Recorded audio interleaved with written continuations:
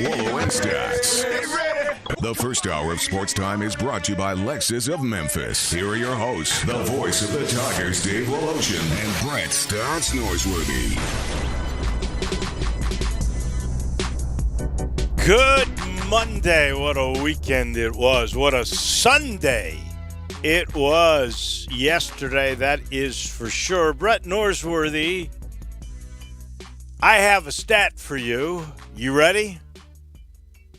I am, Dave. It was a great sports weekend. Maybe the best of the, no doubt the best of the year, and maybe the best since Rudy Gobert night. Oh, that was a weeknight, but that's hands down best. Absolutely. And Dave, it was so busy, it was so good. Now I know you want to, but we just don't have time to talk about the Cubs today. But we'll get to it later in the week because there's so much more to talk about. And that's big of you to want to start that way. Gabe and I appreciate that. Cardinal fans everywhere appreciate it. So much to get to. I know we don't have to talk about the Cubs and the Cardinals, and that's big of you to oblige us that way. Thank you, Dave. I must tell you that was part of my big day, but I can wait. I can literally wait. It was a great game last night. It really was. Oh, it was. I've got to tell you this. We love 2-1, don't we? You are a man. Yeah, you are a man who knows stats. Do you know the percentage of if you win the first game? What is the percentage that you will win the series? Dave, I don't know the answer to that, but it's got to be heavily skewed, and especially if you do it on the old roadie. If you win the first game, I don't know the implications of doing it on the road. That's that's a good point. Yeah. If you win the first game of a 7-game series, that winner wins the series 76% of the time. Dave, I'll take a 76% return in anything. Man, wouldn't that be something? I'll take 76% that I make it to 6 o'clock tonight. Well, I would give you better odds than that. I truly would. Thank you. I give you at least 82. 76. 82. Yeah, 76%. And Dave, and that's after the NBA, and they did it for a reason. They got way out of the 2 out of the 3, and they got out of 3 out of 5 early because it was the Dikembe Mutombo clutching the ball in 94, the 8 over the 1. I think it was 8 over a 1 when the Denver Nuggets upset George Karl and Seattle loaded Seattle. Right. That's when the NBA said no more. We're not going to lose our good teams early. We're going to go to 7, but you can win as an 8 over a 1 in a 7 like the Grizzlies did. The Grizzlies have done it over the Spurs. Exactly right. So, but that it started with Friday. Let's be honest, and that Grizzlies win over the Warriors in overtime, well, that was absolutely franchise attitude changing. Because I don't want to dwell on this statement, although I give a little rust a little bit later. But if the Grizzlies had lost that game, let's just say that Draymond Green hits the shot that wins the game in regulation. There would have been howling. There would have been massive amounts of criticism to Taylor Jenkins for not challenging the call where Powell basically kicked Bane. And there's no question in my mind that would have been Grizzlies basketball, minute 44 to go. They're up with the ball, take 3 points off the board. There's no question in my mind that he would have won that. There was no question in Mike Breen's mind. There was no question in Mark Jackson's mind. There was no question in Jeff Van Gundy's mind. That was a big mistake. Had that held, had that been a loss, I got news for you. There would be a lot of soul-searching going on. Instead, there is only joy, and there should be. And you've got to give Taylor Jenkins the benefit of the doubt because right after he made that major mistake, he went with his gut feel. He went with Tillman, who became a star. He went with Allen, who was so clutch after playing so poorly against the Spurs. And it was those guys that won that game to set up all the fireworks that occurred last night. So it is so amazing to me how criticism would have been justifiable, though, wouldn't it? Oh, yeah. If it had turned awry?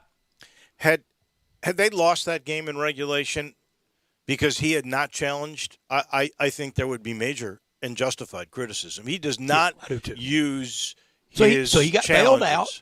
It happens. His players saved him. His players saved him, and then they went on and did something extraordinary last night. I mean, extraordinary, and you can't say enough about Dylan Brooks, who just plays both sides. You just can't say enough about clutch play, and they've been without guys at times. That Valanciunas and Utah was without a big piece last night, but it happens. But you know what? They are, and that could change the complexion of this series. It really can. Him coming back that would be like the Grizzlies having to play without John Morant. I mean, Christ a river. The Grizzlies had to play playoff games after Mike Conley had a broken face. No question. I'm sorry it happens, but it happens. And now is. I'm not being. Yeah. I'm not scolding you. There is controversy here, though, because now you know that Mitchell is upset. Donovan Mitchell basically told reporters after the game he wanted to play. He was ready to go, and they shut him down. Finger pointing. And he is not happy. In fact, he's so unhappy that Dwayne Wade, you remember Dwayne Wade bought into the franchise a couple of months ago. Dwayne Wade's headed to Salt Lake now to try to smooth ruffled feathers. Yeah, and now I do think that helped. And one of the analysts last night, I think on postgame, made this, but it was late, and it was a long, great day and a long, great weekend of sports. Man, it was the good old days again this weekend. One of the analysts made this point. That helped Dylan Brooks on the offensive end, not having to chase Mitchell around on the defensive end. Oh, yeah. No doubt. So the complexion will change, but history tells you the Grizzlies are in a great place right now. And, the truth is, if they were to get swept the rest of the way, it wouldn't matter. This city now has that hope that we had talked about, that elixir that draws you to a team. Mm-hmm. And it's the first time that I can remember Saturday running into people talking to me about Xavier Tillman. Come on. This team has captured now the fancy of the Memphis sports market almost to the extent that the Core Four did. Now, that'll take longevity and that'll take some high benchmarks to equal, but they certainly are in a position, you would think, with the way this thing took the Core Four a long time to win a playoff game. Yeah. Didn't take this group long at all. No, I and that Friday night was tantamount to a playoff game. It was a great 72 hours. I've heard a lot of people say this. They heard Greg and Eli say this, so I'm echoing what many are saying. I don't know about singularly the biggest win in Grizzlies history. I don't think either one of those were that. But those two, with the stakes of Friday night, lose, it's Cabana, it's gone fishing, it's over. Let's wait till next year. Oh, yeah. Win that and then turn around as a decided underdog, win in Utah, in Salt Lake City. That's as good a 72 hours as this franchise has ever had. I think there are other watermarks that have been set by this franchise that are much better than we've seen thus far from this grouping. But keep on winning and they may get there. But they have a chance to get there to make more meaningful stuff if it continues. But Dave, on you know track. The magic of a tournament run with the Tigers. We know the magic of playoff wins. That's where you sell block tickets. That's where you sell skyboxes. That's where you sell signage. That's where you sell the steak and the sizzle. Is having a playoff run, and I think about one more win and you could almost constitute this as a playoff one. No doubt if they win the series, it's a playoff run. Oh, yeah. Well, no question, because they had to win a play-in over the Warriors to do it in dramatic fashion in a game that was incredible. And then, last night was a terrific game. And winning that, starts to set you up, as you say, that if you get, because of the wins in the play-in, one at home against San Antonio and the one where you avenged a loss that almost felt like a playoff game in Golden State. 40-win team. 40 wins. Yeah, I would say you could say that's, if they win the series, it's a bit of a playoff run. There is no doubt about it. And now, I think about an hour ago, they started selling, and they're going to be up to 55%, which is, about 10,000 fans or so. From 20 to 40 to 55 in a week. That is the good news, and so Saturday and then Memorial Day Monday. That is going to be really fun to watch the Grizz at FedEx Forum. So we'll get back into that a little bit more later. There is another story. There's a story today that we want to talk about that occurred yesterday, that a very smart guy who's involved in sports, and you happen to know him, said to me, I can make a case that this was the greatest achievement in the history of sport. And I said, no, it's not. It is certainly not. But it is one of the top 20 most incredible accomplishments, I think, ever that I have seen in sport. And I'm talking Roger Bannister's breaking of the 4-minute mile. I'm talking all of it. The breaking of the Secretary Lou Gehrig streak. You're talking about all of it. I'm talking all of it. I think it's in the top 20 somewhere. But when a guy is 3 weeks shy of 51 on the longest course in major golf history, who, by the way, hit the longest drive of anybody. 3 weeks shy of 51, he hit a 366-yard drive. A guy who hadn't won a major in forever. Longest between 8 years. 8 years, and longest between a PGA, right? Isn't that what occurred? He won a PGA in eight. Didn't he win his last one in 2008? So that was 13 years between major championship wins at the PGA. That's never happened before either. So many first times for Phil Mickelson, who had the lead. This wasn't like, and this is a good point that was made by that same person. Jack Nicklaus came out of nowhere, passed people on Sunday to win. Shot 65. To win that major championship, that last one, that 18th one at age 46 at Augusta National. Phil had to sit on the lead every night on the hardest course with people coming after him. Wow. I mean, I really think what Phil Mickelson accomplished yesterday was the ceiling of his legacy, unless, Brett Norsworthy, he could possibly go home in just a month's time and complete the career Grand Slam. Because I don't believe that Torrey Pines could be any harder than Kiowa Ocean Course was. And he cut his teeth on it. And if he could win 2 at this age, he'd be 51 then, by the way. Do you put him back in the Hall of Fame again? Because he's already there. Do you have another ceremony? No, you don't. And what yesterday did was just a legacy sealer. It was great. It was absolutely great TV. Incredible. I was exhausted after 7 holes.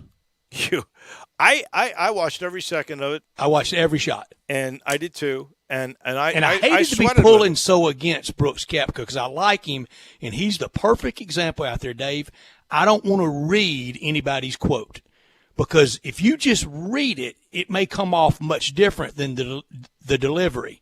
Even his post-round comments about the crowds. Yes. If you just read that sounds jerky. You hear him say it. He's not saying it. But no. He's cryptic. He's short. He's concise. But he's not being a jerk. Now he does not care if you think he is one either. No. I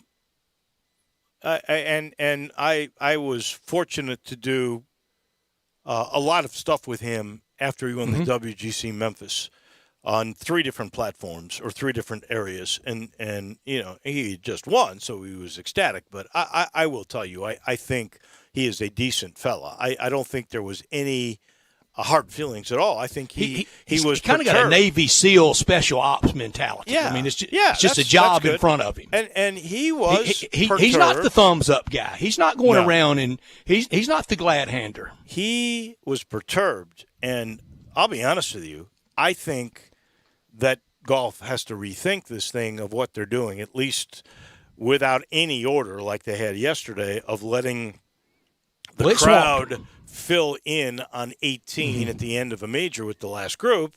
When that Augusta doesn't allow it. I've never seen it at a U.S. Open.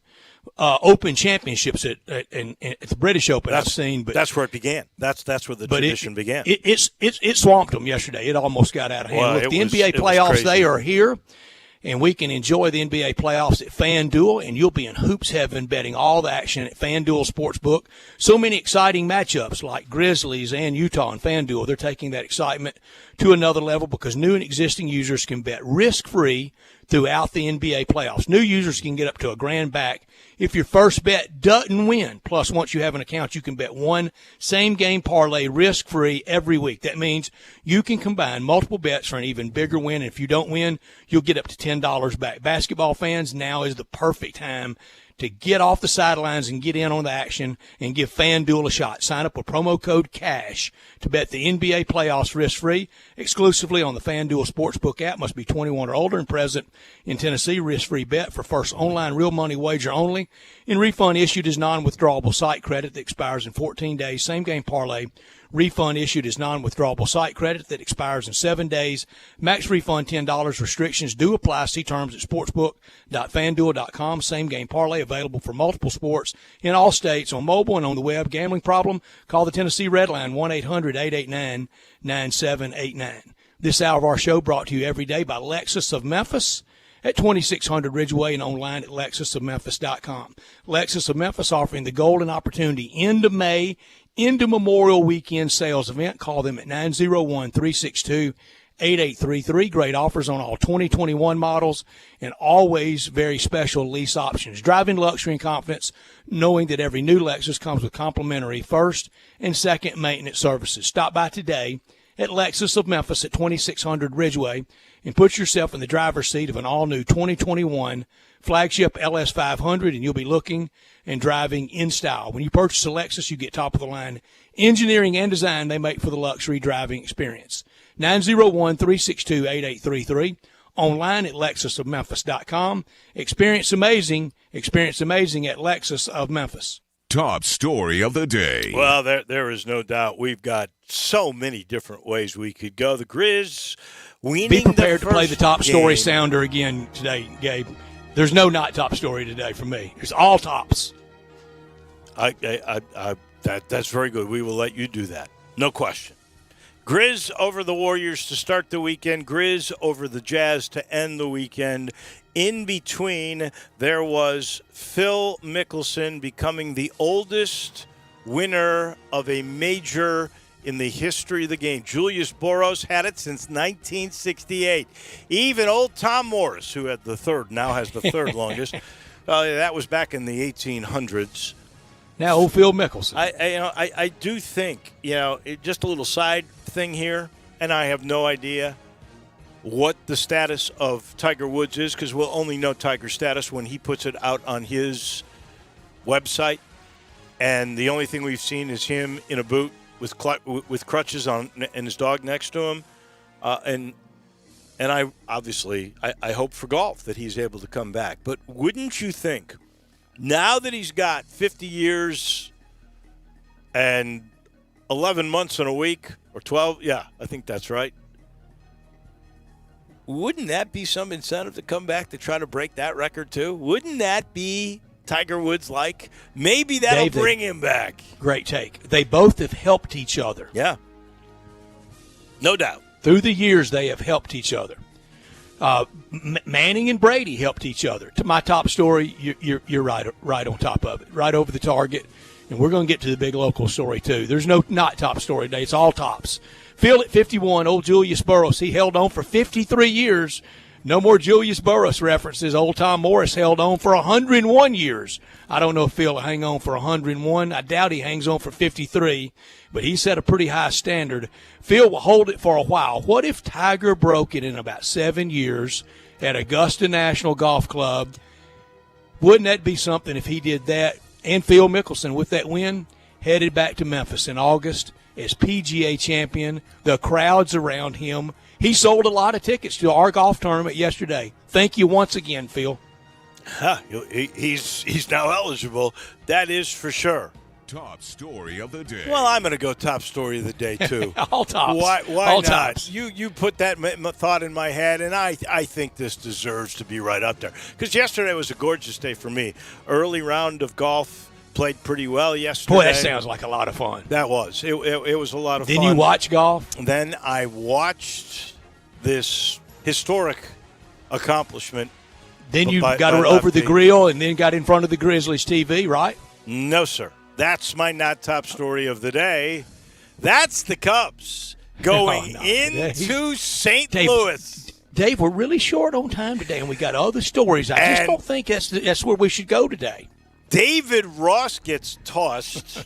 This umpire, Eric Bacchus, my goodness, who's was like he had a short fuse, didn't he? 30th in the strike zone. You could roll it up there, and he'd call it a strike. He may have had a short temper, but he had a big strike zone, big as the ocean. Sure did. 30 out of 100 Wainwright pitches, 31 were called strikes. Now, you think the Cubs' batting eye is that terrible? Come on. But Big Eric Gregg used to have a wide strike zone, but that last night, ooh, my. Yeah, and it was that way for both Kareem sides. Abdul-Jabbar couldn't get to some of them. That was for both sides. But David Ross gets tossed. Do the Cubs fold? No. Rubber match, big game. Stay within Bases 2 loaded. games of the Cardinals. Bases loaded, nobody out in the 7th, and the Cardinals could not score against the mighty Cubs. And it's Chicago that takes 2 out of 3 in St. Louis. What? Dave, I told you we were really short on time now. I'm glad we got the Cubs in. That's the end of the Cub talk. Cardinals in Chicago tonight against the White Sox. May never beat a team from Chicago again. It's the Tony La Russa series. Are you kidding me? The Grizzlies Friday night. It moved them to last night's upset. Last night doesn't happen without Friday night. Everybody knows that. And then to go on the road at Salt Lake City, home playoff game coming up this Saturday night, and then another one, a week from tonight on Monday. Is that right? Saturday, Monday schedule? It's Saturday, Monday. Well, it's Wednesday. In Salt Lake, home. And then at home it's Saturday, and then I think I don't know when the Sunday or the Monday game is. Is that a matinee because it's Memorial Day, or we'll double check on that? No, it is 8:30. Quite the opposite of another matinee. late, very late. Wow, yeah. I'm telling you, I was downtown most of the day Saturday. Downtown was rocking. The Redbirds game was great. Every place was packed. Everybody's out. Some with masks, most without. Everybody trying to do whatever they can to get back to old life. This weekend, between Saturday night and next Monday night, Beale Street will be rocking. Biggest two wins on the road in a 3-day span ever. On Saturday, how was your ride over the bridge? You would never know it. Wow. Oh, that's good. Crossed the old bridge. You would never. Now I came over very early and went back very late. I'm talking crossed it at 11 in the morning Saturday morning, crossed back over at 10 Saturday night after the Redbird game. Oh, that's good to know. But though. you never know it. Now it's weekend. That's weekend. That is very true. Is that it? Are you through? Because you're right. Friday set up Sunday, without a doubt. Yeah. Okay. It was a great weekend. Those are your top and your not top stories. Sports are back. I do have a very sad story that I want to pass along. This just happening, I think, this morning or early afternoon. Larry Wright, the former football coach, track coach at several. Coach Wright passed last week. Different. Mm-hmm. He passed last week? Yeah. I just saw the Dave, story today. I thought I'd let you know. No. Yes, Major's dad. And yeah. I first encountered him when he had good Blytheville Chickasaw teams in the mid-'70s. Exactly. A legendary coach at a lot of places in Memphis. I think he coached at White Station in Memphis, didn't he? Oh, yeah. No. That's the first time I met him was when I was doing the high school game of the week on Cablevision for all those 85? years. Somewhere in the late 80s. And nice young man interning sitting in another room. His daddy played for him at White Station, I think. Oh, is that right? Huh. I think Josh's dad played for him at White Station, I think. Wow. Anyway, when I met him, Major was his assistant, and his daughter, Stacy Rohr, was the statistician of the team. It was truly a family affair. It was. And his wife, Wynn was involved in bringing cookies and things like that, if I recall correctly. But it was the Wrights always made wherever they stopped a family affair. Major Wright, of course, is still a coach at Central High School. I texted him today because I saw the story in the Commercial Appeal today on the digital copy. So I had not seen it before or any obituary. So I thought it had taken place this morning. Or this afternoon, to be honest with you. But Larry Wright was truly a gentleman, had a great life, lived to be 89 years of age. Shaped so many young men's lives. Our thoughts and prayers with Wynn, with Major, and with Stacy and any other family member, because he had grandchildren and everything else. But age 89, Larry Wright has passed away. We are officially underway here on what should be a great Monday. We'll talk Ted Butler, and we will chat with him about Phil and what he accomplished. We got medals at 3:45. David Cobb has written a lot of college basketball stories, including stuff about this overtime elite and the G League elite. He will join us at 4:30. We'll talk more NBA with our own Anthony Sane from Sports 56 Mornings. Then Pete Pranica will join us at 5 o'clock. We've got whatever is trending at 5:30, and then we'll give you some Taco Bell crunch time. That will come your way at 5:50. Heck of a day yesterday. We're going to sit here and just sort of bask in that glory as we are officially underway on this Monday on Sports 56.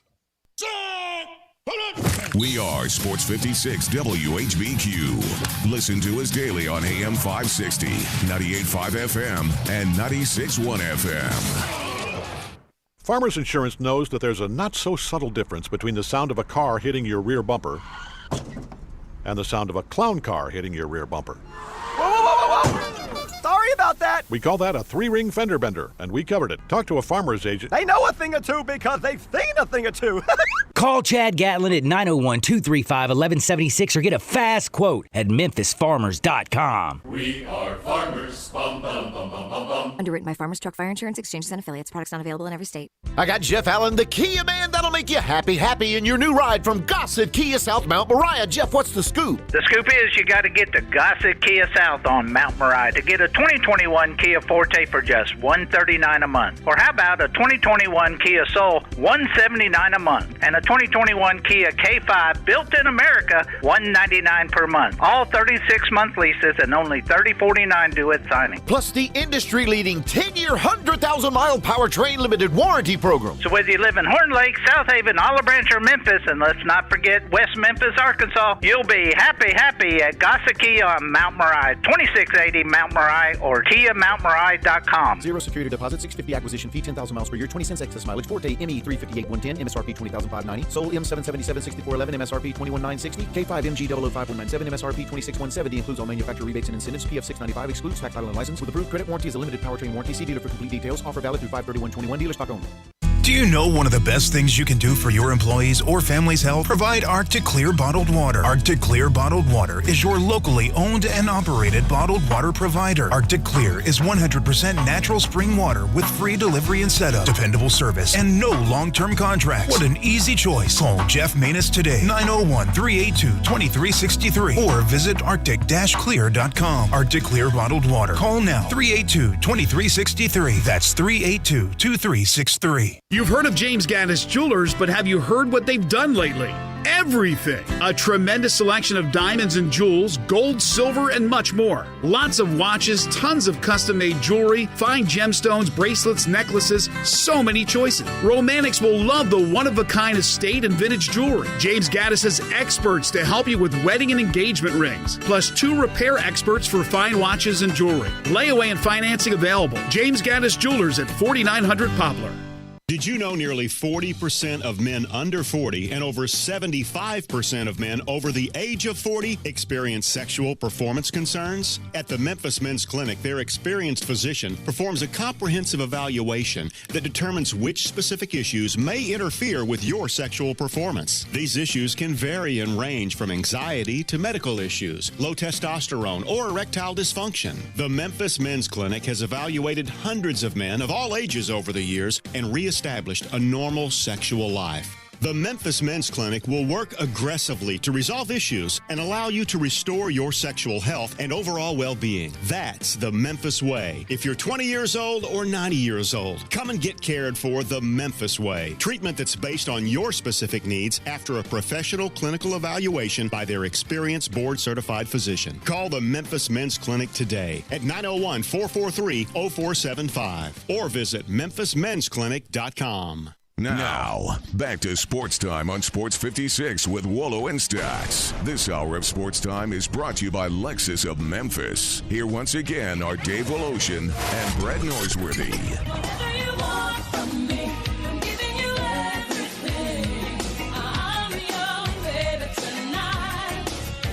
Welcome into the Family Leisure Studios. We approach the end of May 24th. I don't want you to miss out. We're getting hot. Pools are going fast. They still got some at Family Leisure, but don't let them run out like that. That's what happened last summer. I don't want you to get caught shorthanded. If you want that pool, please go in and see all my friends at Family Leisure right now. You'll love the experience. It is really good looking inside. So much new patio furniture, and they've got it laid out beautifully all over the place. Some select sets are 20% off. Spas in stock, too. They're ready for delivery. They ran out of those last year as well. So if that's what you're looking for, please get there now. Swing in the spring with a brand-new play gym. They do have professional installation available. I've seen so many smiles on young kids' faces when they see those in their backyard for the first time.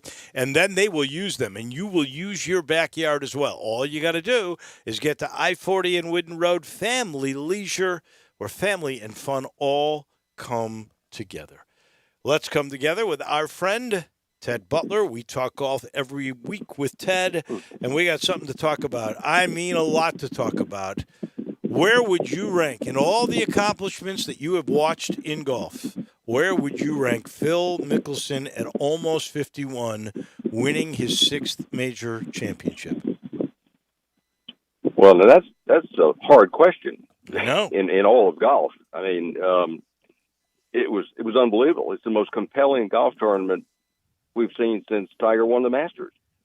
You know, every shot, every hole, and frankly, when Phil bogeyed the first hole and Brooks birdied it, I thought, well, okay, that's the end of this. Yeah. And then Koepka makes a 7 on a par 5, and I've never seen that either. And then the next 5 holes, they go back and forth, and Phil holds that sand shot on 5, and I'm thinking, what in the world's going on here? And it was riveting, absolutely riveting. It was, Ted, and the par 5's got Brooks Koepka, but this leaderboard. So here's roughly the top 10: Phil Mickelson, Louis Oosthuizen, Brooks Koepka, Shane Lowry, Padre Harrington. All 5 of those people have won majors. Then Higgs, Casey, Answer, Rose, Morikawa, Rahm, Zalatoris, Scheffler, Finau, Fowler, Strillman. Not many of those names I just rattled off would people had in a 3-person contest last week. No. Well, some of them though. Scheffler would. There's some that would have picked them, but Mickelson would not have been in mine. I had no thought that he would win this tournament at all. None. Well, he was a 300-1 shot to win this tournament. 300-1. Wow. There were some things that happened that watching him play yesterday that I've never seen. He played the entire round, at least while I was on TV. They never smiled one time. You know, he always looks at the crowd and waves and grins, and he didn't once. He was focused the entire time. You know, no funny business, no nothing. Chewing his, I guess that was his CBD gum, I guess. And wearing those glasses, what was with that?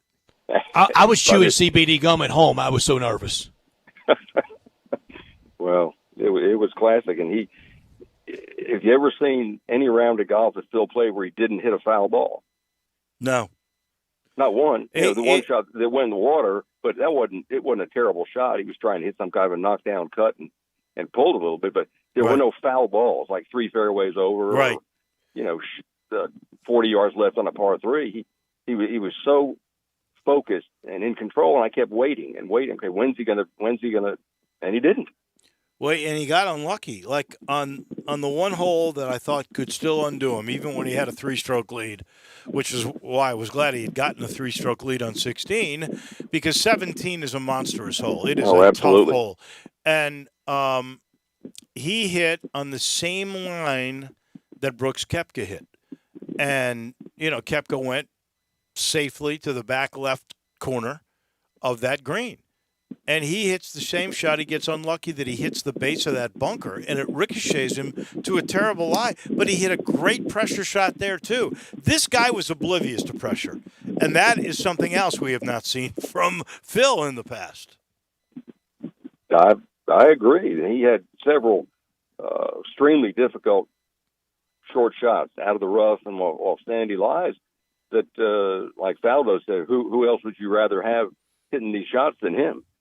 True. And he pulled all except for the one on, I guess it was number 3, when he tried to bank it up the hill and it came back down. Yeah.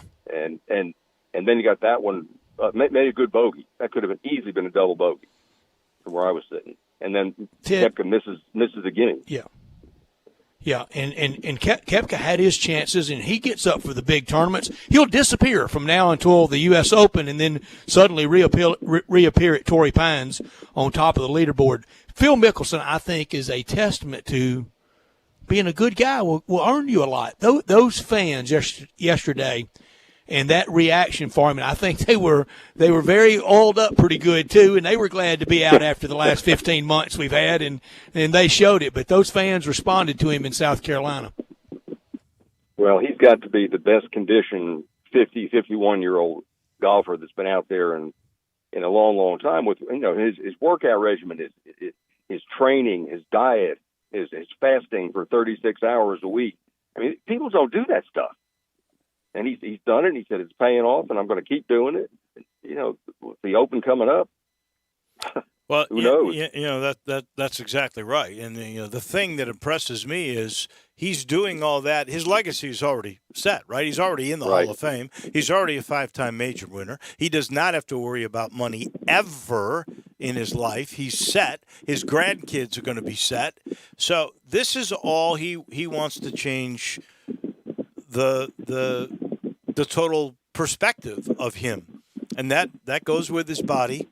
I'm amazed at how he changed and transformed that body. Because when I met him for the first time at Farmington, when he was qualifying for the U.S. Open in '92, in '92, he was, I'm not going to say he was chubby, but he was a little. He had a belly. He had a little baby fat still. You could see it in his face, too.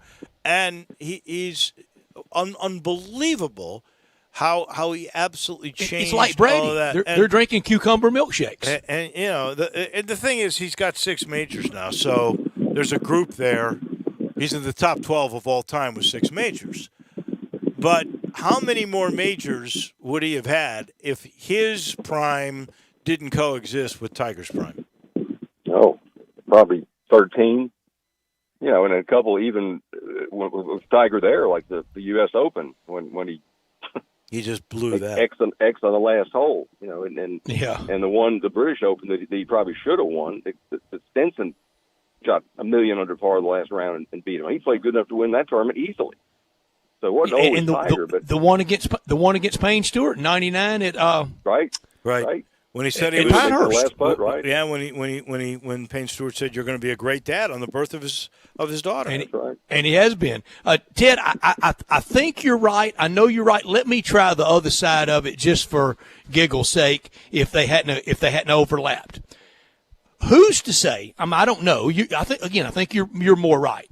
But who's to say that there's no Tiger, and he wins 2 or 3 more, and he's at around 10 or 11, but he gets fat and sassy because of it. He gets comfortable because of it. He doesn't stay as driven. What if Tiger made him better? What if they both made each other better?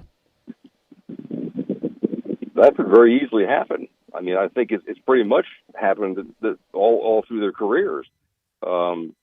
Phil would press Tiger, and there was a time when Phil almost won 3 majors in a row. So Tiger pressed him to begin. It's a swap out. And if Tiger does by some miracle come back and compete, that'll inspire Phil even more, I'm sure. Well, I think this is going to inspire Tiger. If he can come back at all, he's going to go, wait a second. Mickelson just won at 50 years, 11 months, and a week. I think that's right. Well, let's see if I can't break that. Well, yeah, I really hope that happens. I wonder how long, how long Phil will be driven. I don't even know what's driving him right now. I'm not even sure why he decided to do all this. Like you say, he's already a Hall of Famer. He's a millionaire. I guess maybe his kids are gone away to school or married or something, and he loves to play the game. Well, you know what? I can see why he'd be driven right now to keep this going for another month, because they're going to play at a course he grew up on, Torrey Pines, and they're going to play for the United States Open Championship in a month, and that is the only major he has not won. He would get the career Grand Slam if he did that. Yeah. What do you think the buildup will be to that? Pretty good. NBC likes having the next two majors the rest of the summer. It's the end for CBS, and their coverage was great. The drone shots. Ted, a lot of people have talked about it through the years. If there was a permanent site for a Super Bowl, put it in New Orleans. Permanent site for a Final Four, put it in San Antonio. They're not going to do that. But if there's a permanent site for the PGA Championship, put it at Kiowa ever May. No, that could be it for sure. That'd be too hard. That's too hard. Well, but it makes it fun though. You know that there's so many different lies when you play at Belle Reve or Baldwin. You don't see those kind of terrible weeds and sand, just off the fairway where you're half on sand and half on grass, and you don't know what kind of shot to hit. Right. It's an intriguing golf course, and when the wind blows, and they can play there all the time, as far as I'm concerned. Let's talk about a couple of different things that were unique to this, and one of those is crowd control. Now that we've seen how dangerous that got yesterday, and how we could have seen an injury to Koepka. There was a guy that grabbed Phil. He shrugged him off when he was going, and then the security, chased that guy away. We can't have that happening on a regular basis. No, it's been happening since Arnie in the British Open, and then when he staggered out of the crowd, by miracle they didn't kill him. They loved him so much, but there has to be some kind of a guideline, and it's fun to watch. But you're right, and probably half that crowd had been oiling up since the morning, and it could get very dangerous. Koepka could have got hurt. It was. I mean, he said he got. I think that crowd oiled up the whole pandemic, Ted. They were right. Well, you're probably right. I mean, it's great theater, but you're well, like any other theaters, I guess, boxing and stuff like that. There's danger. NASCAR. Just strange things could happen. I did like what was Faldo. Maybe he said it was like a boxing match on the first 5 or 6 holes. Knock one guy down, the other guy gets up. Well, you had all those 2 or 3 stroke swings. You never see that as often as you saw that yesterday. No. Also, they used rangefinders for the first time. I liked it. I think it sped play up maybe a little bit. What do you think? I think I don't know why they hadn't done it before. I mean, why not? What's the caddy books, the yardage books? They know where they know how far they are, and if you get off on the side somewhere where you got to get him to step it off all the way up to the green and come back, just shoot it. Yeah. You still got to figure out the slope and the wind. And then which way it kicks when it hits the green. It's knowing the exact yardage is not all there is to it. Although Sam Snead said if he'd known how far away he was, he'd have won 50 more tournaments. Yeah. All right, last thing. Tell me about Rachel Hack. What is she doing? She's going nuts again. She is setting the world, the golf world, on fire. I mean, it is mind-blowing what she's doing. Every tournament. I think she's shot now either 12 or 13 consecutive rounds in the 60s. That's ridiculous. She's literally. I don't know how she's doing today. It's coming on at 4:00 today. She was, I think, leading by 5 starting today. She's literally the second best golfer who ever played at Stanford. Well, that's right, and may end up being the Tiger Woods of the ladies tour. Maybe. Yeah. Maybe. That is terrific. As always, Ted, we appreciate it. Thanks, Ted.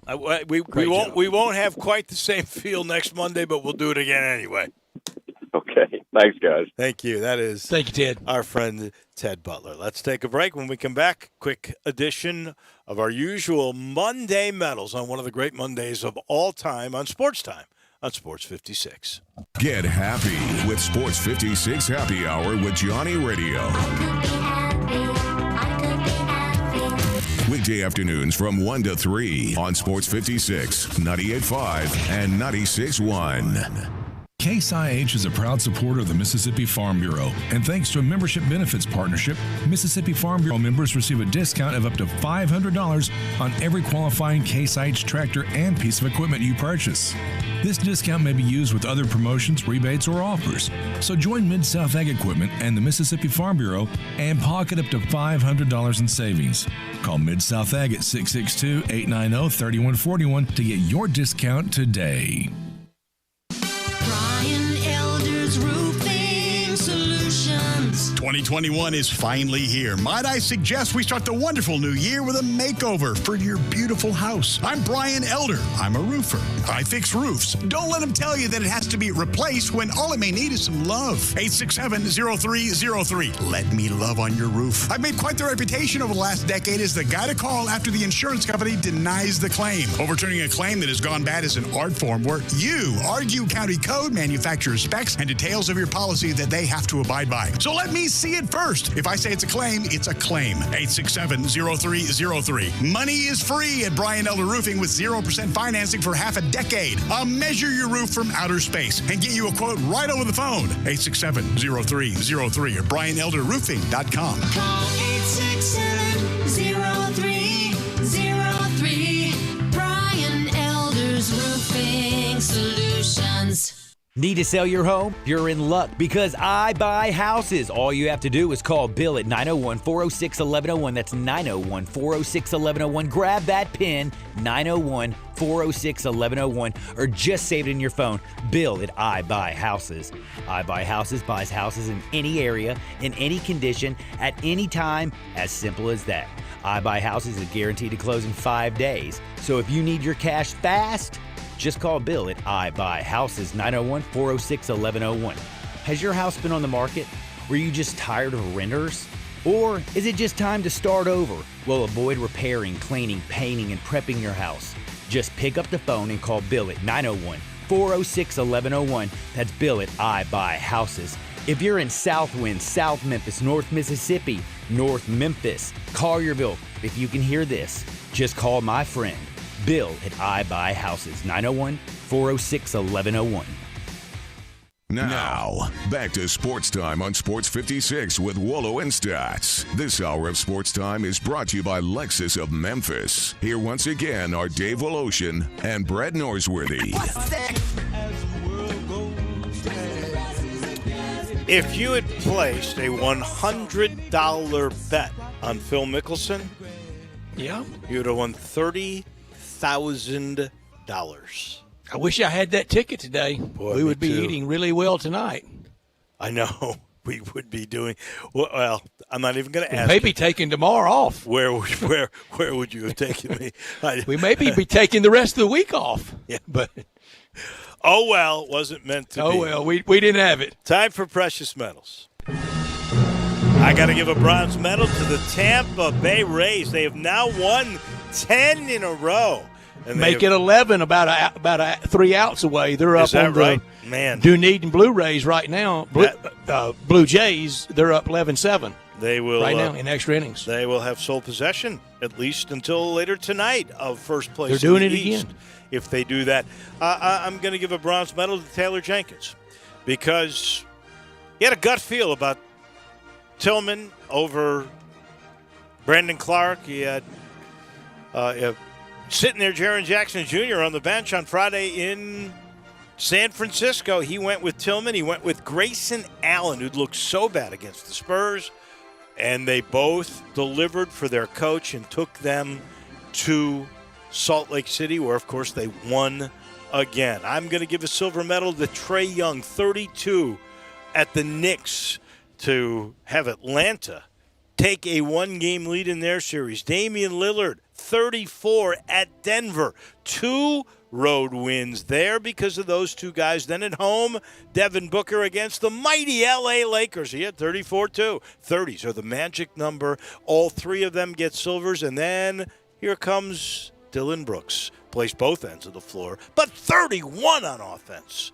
He took over the third quarter. He said, that's what I do. Ja takes over in the fourth quarter. That's what he does. It worked, and they have a 1-0 lead on Utah. And as I mentioned at the top of the show, 76% of the time you win the first game of a series, you win the series. And my gold, well, that's Phil. Oldest major winner ever. His 6th major win.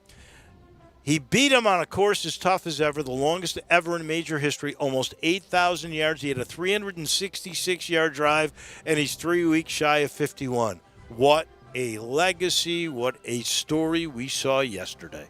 I wonder how he would take it among his peers, not us, not the rabble, but if they started jokingly calling him like old Tom Morris, old Phil Mickelson.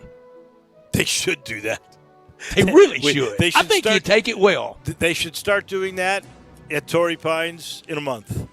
That'd be fun. My bronze goes to the largest NBA crowd since Rudy Gobert night. And it looked and it sounded great at Madison Square Garden. The crowd, the catcalling, the organ grinding, just like the crowd Saturday at FedEx Forum should look and feel like it was real. And finally, we had crowds back. Silver goes to Phoenix, up 1-0 over the Lakers. The 2 beats the favored 7 and the defending champs, and also a silver. He was runner-up. That's second place. That's silver. Brooks Koepka counted out as crippled and almost won the PGA. He'll do nothing for a month, and then he'll contend at Torrey Pines at the U.S. Open.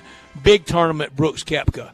Gold goes to, I have 2. One, obviously, to Phil Mickelson for the all-time event, all-time show, but also to the Grizzlies. The Grizzlies guards, Ja Morant and Dylan Brooks. They're the toast of the NBA after Friday and Sunday. 106 points combined against Golden State in Utah. Wow, that is fantastic. I got to give a Russ medal to Taylor Jenkins. I gave him bronze for his gut feel, but he almost blew all that we would be talking about by not challenging an obvious call. He had 2 timeouts, 1:44 to go in the game. He never even used any of the timeouts he was saving. What harm would it have done to challenge there? He has been reluctant to challenge. I don't get it, especially late in a game. Thank goodness his team bailed him out. And my final rust goes to the home plate umpire in the Cards-Cubs rubber match yesterday. He's a young guy just up. I think he's really only umpired like 16 to 30 major league games. Night. And he had a strike zone that nobody could figure out because it was as big, everybody mad as big as the ocean. His name is Eric Bacchus. I don't know. I guess they just rotate because there's no way on a Sunday night baseball game they should have put him front and center because he was awful last night. We got David Ross, the heave-ho, really early, and David Ross is doing a good job with his Cub team. That there's a lot of trade rumors out there about some stars. Hold on, Ricketts. You might be around because I think about 87, 88 games to win the National League Central. Russ, for me, when will the Cardinals hit? If they do, I think they run off and hide with the National League Central. If they don't, then it's going to come down to the last week of the year, and around 86, 87, 88 wins, team will be in the mix, and also a rush to the Aaron Rodgers news. We've been batting this around for a month now. We have about 3 weeks to go. Just do something. A month of baseless rumors and sensationalized hype. I'm already sick of it. Well, he did not show to the OTAs. You know that. Is that what you're referring to, or just the whole story without resolution? But voluntary. You probably knew he wasn't going to show, but right. But we got to move on. And, Dave, I know right now at All-Star Chevrolet in Olive Branch, if you want to sell a car, a truck or SUV, sell it at All-Star. All-Star Chevrolet in Olive Branch, they're a car buying machine right now. Everybody's trying to get their hands on vehicles. They can do it because they've got big money for any vehicle you want to sell, no matter what you owe. Seriously, All-Star will buy yours even if you're not buying one of theirs. Bring any vehicle and get your check today. They'll write the check to you today. Spread the word. If you know anyone who wants to sell their car, truck, or SUV, All-Star Chevrolet in Olive Branch is the new go-to place. Go see Scott. Go see Drew. Go see the team down there. Talk college football. Talk the Tigers. It's easy when you sell it at All-Star Chevrolet on Kraft Goodman Road, or go to allstarautogroup.com. And this final portion of hour number one brought to you by Supercuts. That's the Czech family. They've got 15 of those now, and if you're looking for work, they are a great family to work for. Go to supercuts.com. In fact, go to supercuts.com because you'll find out where each of the 15 locations are, so you can find the one nearest to you. I know you want to look good. We're back to getting our haircut. They still have that safe salon commitment in place, which is all about maximum spacing and sanitization in each of the salons. So go to supercuts.com for work, or go to supercuts.com to look good. Oh, you have to go to actually Supercuts to look good, but you'll find it. I promise. Supercuts. That's an hour in the books. When we come back, we will head to where is David Cobb now? He was in Gainesville last week. Yeah, I think he's in Gainesville for a while. Gainesville. He's been writing like crazy. He's been doing a lot of stories. He's got one on the Overtime Elite. He's got one on the G League thing. We're going to talk to him about that because there was an announcement today about a high school basketball powerhouse national league that they're going to have. We'll get into that with the man from CBS when we return in just a minute.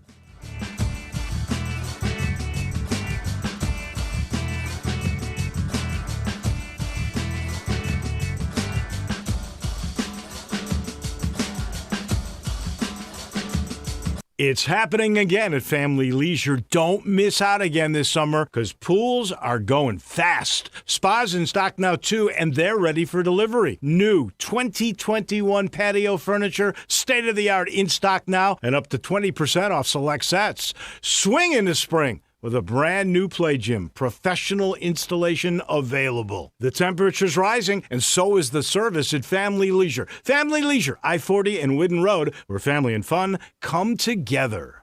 Start with everyone with a brand new puppy they cannot leave home alone. There he is now, disemboweling a sofa.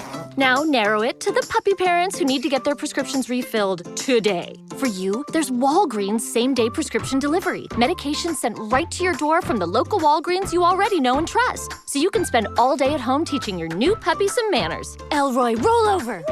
Or just sit there and tilt your head. Aw. To join, text JOIN-RX to 21525.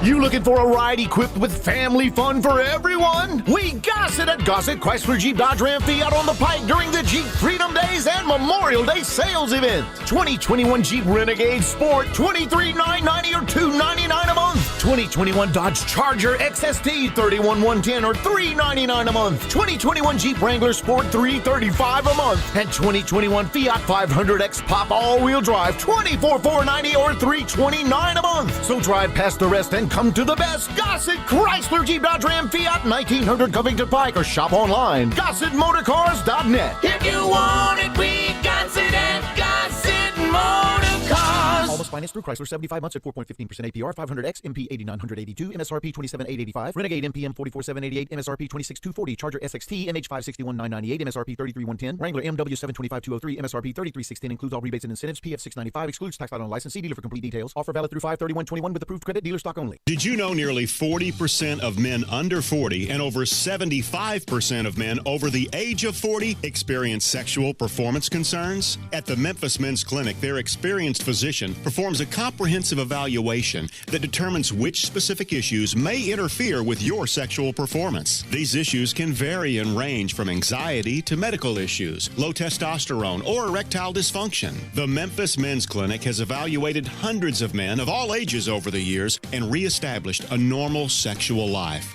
The Memphis Men's Clinic will work aggressively to resolve issues and allow you to restore your sexual health and overall well-being. That's the Memphis way. If you're 20 years old or 90 years old, come and get cared for the Memphis way. Treatment that's based on your specific needs after a professional clinical evaluation by their experienced board-certified physician. Call the Memphis Men's Clinic today at 901-443-0475 or visit memphismensclinic.com. At Jason's Deli, when you're dining in or picking up curbside, you can expect wholesome food and no surprises, just delicious sandwiches, crisp salads, and quick quality meals made with the freshest ingredients and no artificial trans fats, MSG, high fructose corn syrup, or artificial colors and dyes. Around here, a lot of thought goes into what we put into our food and what we take out of it, because you're not just taking a bite, you're getting a taste of who we are. New items are constantly being created to expand our menu for all tastes and special diets with vegan and gluten-free options available. Convenience and on-time delivery you can count on. It's just a click away at jasonsdeli.com, so whether you need to feed 5 people or 5,000, the team at Jason's Deli, they have the credentials and the commitment to keep you satisfied. Freshness is nearby at Jason's Deli with locations at Ridgeway in the Park Place Center, Poplar and Highland, Germantown Road in Cordova, and on Goodman Road in Olive Branch. Jason's Deli. It's wholesome food and no surprises. We are Sports 56 WHBQ Memphis, W253DF Memphis, and WIVG Tunica Memphis. Flynn Broadcasting Stations. Now, more of Sports Time on Sports 56 with Wolo and Stats. This hour of Sports Time is brought to you by Homer Skelton Hyundai. Here once again are Dave Woloshin and Brett Norsworthy.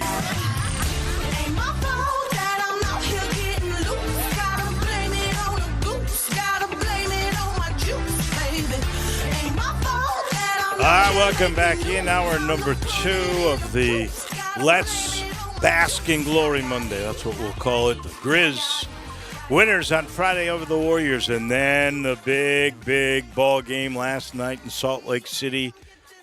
Heroes. Dylan Brooks, and as you mentioned just a little while ago, John Morant.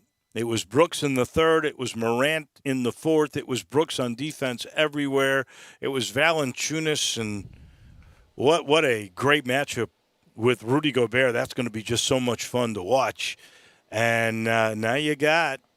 And you win without Jaren and DeAnthony Melton not giving you a lot. Oh, yeah. And Melton was just awful in this game. He really has not played well. -1 fourth quarter in about the last month. I don't know if he's hit a wall or they've figured him out or whatever it may be.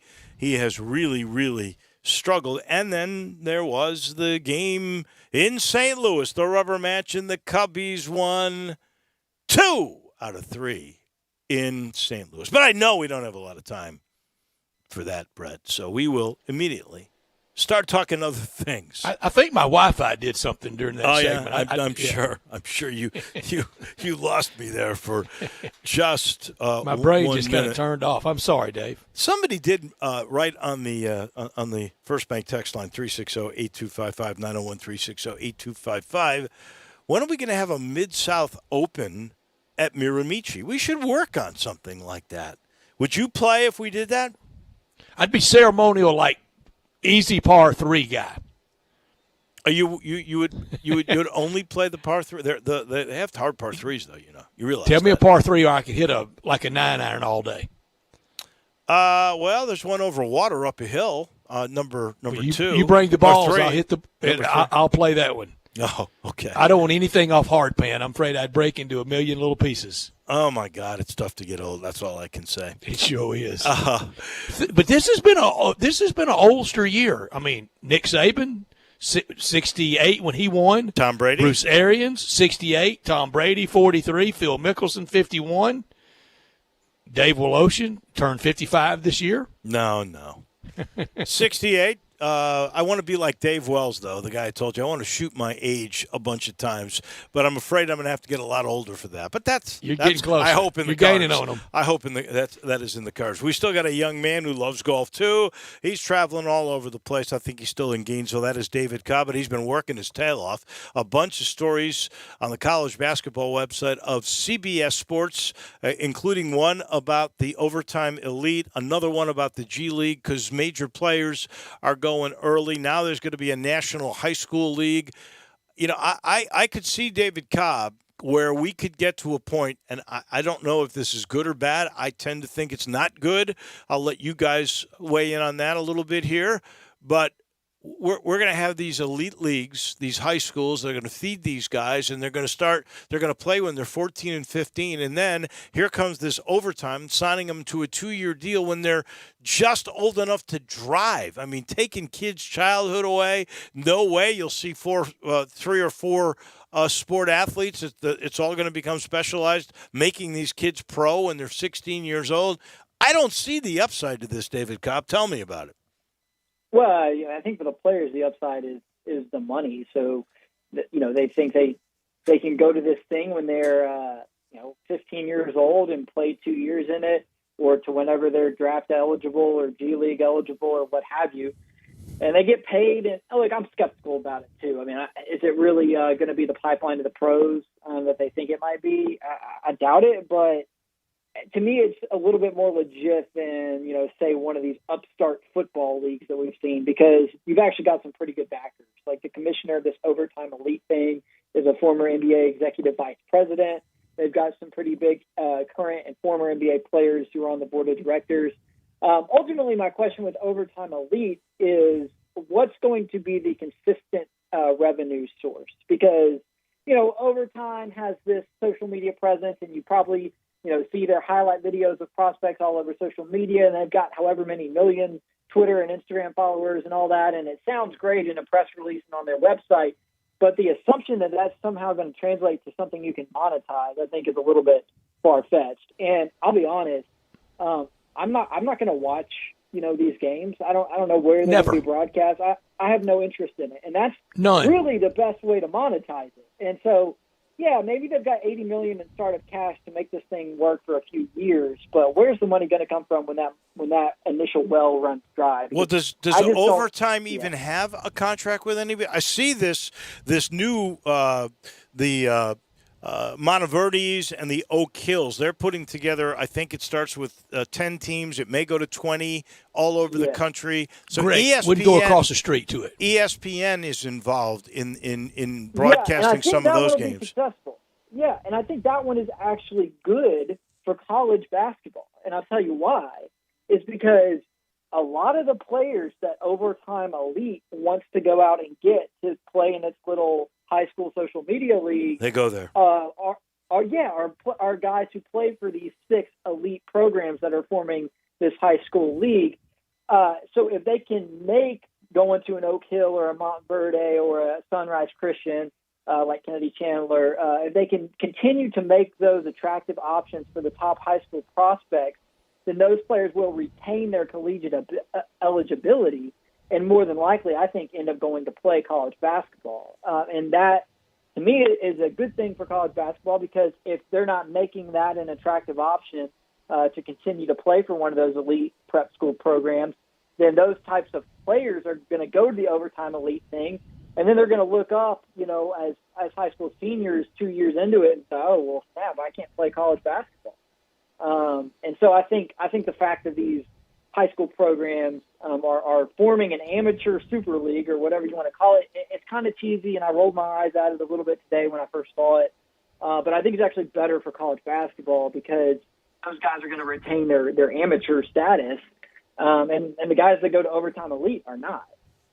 So ultimately, it's all changing. The grassroots basketball thing it's just wild right now. It's all evolving, and and again, I'll say this before we look at all these evolutions and developments as something that's going to kill college basketball, I think it's really important to note that, we're getting pretty close to some form of name, image, and likeness, being in place. And if the NCAA can ever figure that out definitively, college basketball will be able to compete, and more than compete, with these startups and different things, because you're going to be able to go, if you're a good enough player, and really capitalize on the stage that college basketball provides.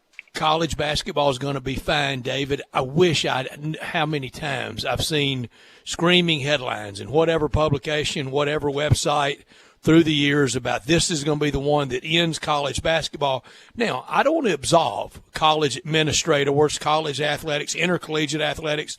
There's been plenty of windfall profits off the backs of young men that, well, all they were getting, is most of them, is what they signed up for, and that's education. And if they made the best of that or they didn't, he or she.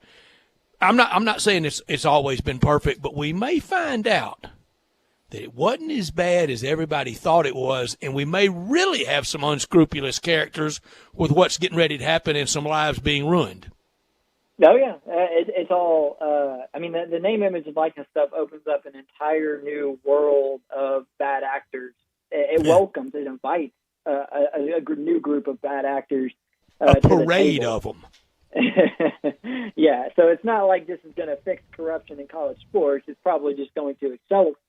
And the corruption will just take on a different form, so it's not like, we're not necessarily moving the game to a more wholesome place. I mean, I think most people at this point agree that, allowing a gymnast to, profit off of a floor routine that gets posted on social media, or allowing a basketball player to promote the protein that he uses on his social media account. Like, I think we all agree that that's fine and probably overdue, but yeah, there's going to be elements of this, and it's already happening. There's startup businesses and folks that are just licking their chops at hoping to get a piece of the pie here from some of the revenue that's going to be going on when all this really gets implemented. Since you just brought that up, and I don't know if you're referring to the Simone Biles routine that I saw on YouTube. I think it was on Friday, doing that Yurchenko maneuver off the vault.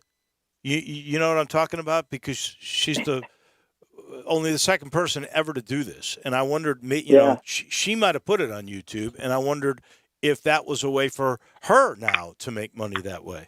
Yeah, you hear the gymnast thing thrown out there a lot, and it's used as an illustration of the fact that, it's not just the football and basketball players, because in the SEC, there's certain programs that have, really big followings for gymnastics and, other swimming parts of the country, and diving. Mm-hmm. Yeah, exactly. Other parts of the country, college volleyball is a bigger deal than it is in the South. Track at Arkansas. Even what we think of as non-revenue sports do have some athletes who are, going to be able to benefit from some of this stuff. And I think that's an important thing to remember, because, it is true the NIL stuff isn't going to help everybody. I mean, the backup walk-on right guard is not going to necessarily ink an endorsement deal when these rules go into place. But it's not like it's just going to be the star quarterback and the star point guard. An athlete with any sort of social media following whatsoever, I think will be in position to at least, kind of wade into these waters. David, you may have already done this, but I've got a column idea for you. I'm always the idea guy with you. I want you to do the deep dive and try to find for me before opening day. Now, I know he had the 1 year before at LSU, but how Joe Burrow then had that big Heisman Trophy campaign, and then last year, very limited resume in the big year that Mac Jones had. Find that guy for me in college football at quarterback that most of us really don't know about right now, that we will be talking about in early December. Oh, yeah. I mean, he's out there. I think people are sleeping on JT Daniels, and we all know who he is from his time as a wonder kind prospect and whatnot. But I really do think we're sleeping on him. I think we're talking about a guy there who has the potential to be a first round. What if it's in Memphis? What if he's at the University of Memphis? Well, I was going to bring his name up. Yeah. Well, that would be huge. I mean, that would put to rest all the skepticism surrounding Memphis and surrounding Ryan Silverfield, who, as I mentioned last week, came in 9th out of 11 on our staff's AAC coach ranking, and not because of my vote. If not for my vote, he might have been 10th. I don't know how it all shook out, but the skepticism around Memphis nationally going into this next season, I think is primarily because we don't know what to make of their quarterback position. The entire ride to glory, if you will, under Fuente and Norvell and last year under Silverfield was on the backs of Paxton Lynch, Riley Ferguson, and Brady White. So is Grant Gunnell the next guy? I don't know. The numbers at Arizona are pretty good. I don't know. What do you guys think? I mean, what's the word on the street? I mean, how's he looking? Well, I thought he looked, in terms of arm strength and footwork, excellent in the spring game. But who really knows? And you're up against your defense, so you don't know those things. And Ryan Silverfield, and they don't want you to know them. Right. Well, and Ryan Silverfield didn't come out and say, "Oh, he's got the job." Now, I think he does, but Ryan Silverfield didn't say that yet. I did find your poll interesting, honestly. He's only been mad at you for a week over David. No, first of all, he didn't do it. He's holding you personally responsible. He just compiled David. it. I can understand. Hey, look. He went 8-3 under some trying circumstances that wasn't a normal season. As a first-year head coach. Right. And didn't have a spring. So I think I would have had him a couple of spots higher. But I understand why you put him there. I was a little surprised that, and I think he's a great coach, but Niumatalolo was, what was he? Gets a lot of love for running an eighth-grade offense. Well, the last 2 years have not been very good at Navy. So I was a little surprised at his placement. 2 of the last 3 years, Navy's had a 3-win season. Now there was an 11-win season in between the two. But, I was surprised. I think it's the longevity factor. I mean, really, if you look at it, Ryan Silverfield, I had him at 5. I didn't have him all the way down there at 9. I wrote the story that I was writing off the results of my colleagues. Dana Holgerson all the way up at 6 tells me that. Please. Yeah, it tells me that. I would have Memphis. I would have Ryan Silverfield over Holgerson, but Holgerson has been a head coach at different places for a long time. So I get it. You only got the one season, albeit 8-3. You couldn't put him over the Tulane coach, Malzahn. Well, you couldn't put him over Malzahn or Willie Fritz because he lost to Willie Fritz. So that I could get that, and Willie Fritz has been around a long time, and you only got the 1 year of 8-3. But Holgerson, and Holgerson's been around a long time. Yeah, I didn't get the Temple thing. He's been a head coach other places, though. That's probably why. So basically, because of a small sample size, they punished Ryan Silverfield's placement. I don't think it should have been 9. I certainly wouldn't have him top 5. I don't. And I love the guy, and I think he'll get there. But based on just a 1 year, you couldn't do that. Yeah, we'll see. It's a huge year for him. I think, I can't remember if I was talking to you guys or who I was talking to, but I said the other day, and I really believe this is true, that below Cincinnati, there was a lot of sorting out to do in terms of AAC football this next season. Because I think there's an assumption on the part of a lot of people nationally that UCF is going to reclaim, some superiority with Gus Malzahn as coach.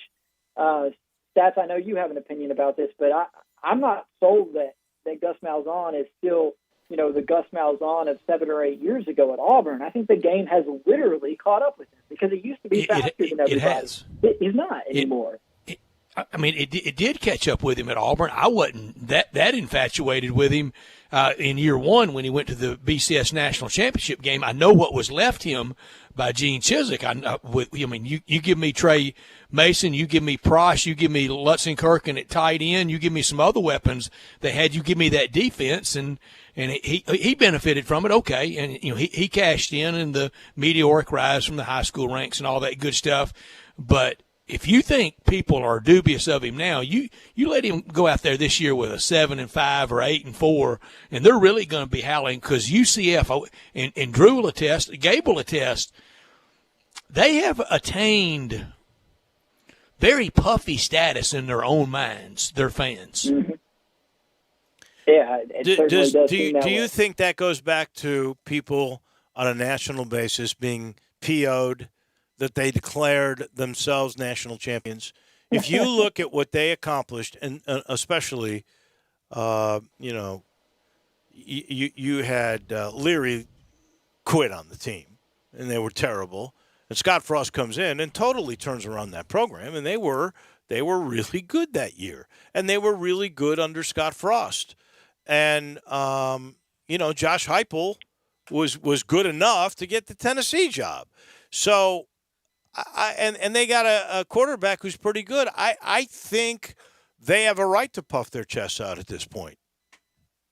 Yeah, but I mean, it's diminishing results at this point. I mean, they had the perfect season under Scott Frost, and it's been a slow kind of drop off since then. I mean, if you look, Heupel had a really good record, but it got worse every year. Yeah. And now Gus is coming in, and he's got Dylan Gabriel. The floor, I think, is pretty high at UCF still. Just the talent, the quarterback, the coach.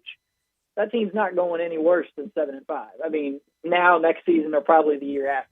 But yeah, that fan base is at a point where that's nowhere near good enough for them. I think they need to understand now. They're not the top dog in the AAC anymore. It's Cincinnati and everybody else, and that's what I'm saying. I mean, that everybody else chase pack in the AAC is thick right now. I mean, obviously UCF and Memphis have over the last 3 to 4 years been the teams that have been right there, each having won, conference titles. But then, Navy, again, you never know if they can pop off an 11-win season out of nowhere. Sonny Dykes has had SMU back in the top 25 here recently. And maybe this is finally the year where Dana Holgerson gets things turned around and going back into the right. It's a good league. I don't know. So it's a real good league. It's a much better football league than it is basketball. Guys, in Willie Fritz kind of the Bob McKillick of college football, the legendary coach at Davidson that ever so often people go, oh, yeah, man, that guy can really coach. And then you kind of forget about him for a while. Yeah, I was fascinated going through the history of Tulane football. I mean, he's done a phenomenal job compared to, the last 3 coaches who were there before him. But at the same time, he's only 29 and 33 exactly. Overall. And name a big win. Yeah. Other than Memphis, he's done a good job against Memphis. But name a huge win by Willie Fritz. But it's scrappy and plucky, and he's overachieved, and there's some innovation to it. There's no question about it. But I think he's got to win some big games to get the kind of status that he's gotten. Coming to Oxford week 3, Dave, September 18th. Well, that would be a place where if he won that game right there, that would be considered one that we could mark down. No doubt. They've got Oklahoma. They've got Oklahoma as well this year. Not to mention, I think they missed Cincinnati last year, but they got Cincinnati back on the schedule this year. Real quick on Houston before we get off this topic. I got to point this out because I just think that if Dana Holgerson doesn't get it done this year, it's time to just cut bait and admit that was a mistake. Wow. Because their non-conference schedule is really, really easy. And I don't know how this happened, but Houston does not play Cincinnati or UCF this next season. Wow. So if Houston can't win 9 games, this season, I don't know what you're waiting for with him. Well, that's back-to-back bait cutting coaches then. They did that with Major and now they have to do it with Dana Holgerson. And Tillman Fertitta, his bottom line not looking like it was a few years ago. Sampson's helping him out, though. Final 4 run will boost the pocketbook a little bit. True. I wonder about not that cutting the bait on Major Applewhite. He turned off so many people in that program that I think he had to go. But, Holgerson stepping in and sacrificing the seniors the way that he did was not a classy move. And so I wonder about him. I really do. And it'll be interesting to watch with that schedule, as you just said. His toughest game is going to be Memphis. Yeah. Yep. And they get Texas Tech in the non-conference. But other than that, that will now really easy. Aside from that game. Yeah, that'll be an interest. That's almost a must-win for him. Yeah, it is, because Texas Tech's not at its peak by any stretch. And, Houston is a program that I think fancies itself to be on par, with Texas Tech, in that state in a lot of ways. So that's a huge one right out of the gate, no doubt. That'll be a lot of fun. All right, well, I hope you're finding good golf courses in Jacksonville or in Gainesville. Yeah, I played a 12-hole course. Actually, on Saturday, we went over to Jacksonville for the weekend, and it was in the same gated community as TPC Sawgrass, so that's why I wanted to play it. Because I was like, wow, maybe I could just smell some of the air that people have breathed at TPC Sawgrass over the years. And it was a fun little course. It was kind of redesigned recently, kind of a trendy course. But it was fun, a little on the gimmicky side almost, but it was in great shape. And, hey, I get to tell people I shot a 53 the other day, and I'll just leave the number of holes that I played out of that conversation. There is a golf course by Sawgrass that is a Donald Ross course. I think it's called Tomahawk. It's named after an Indian chief or warrior or something like that, and obviously it's 100 years old because it's a Donald Ross course. That's the one you want to try to play. Okay. Yeah, I'm hoping to get back over there before we relocate again. The Gainesville golf scene itself is not spectacular. It's it's cheap. It's kind of like I'm trying to think of a Memphis area comparison. I love Audubon, but there's like the 5 public courses here in Gainesville are all like Audubon.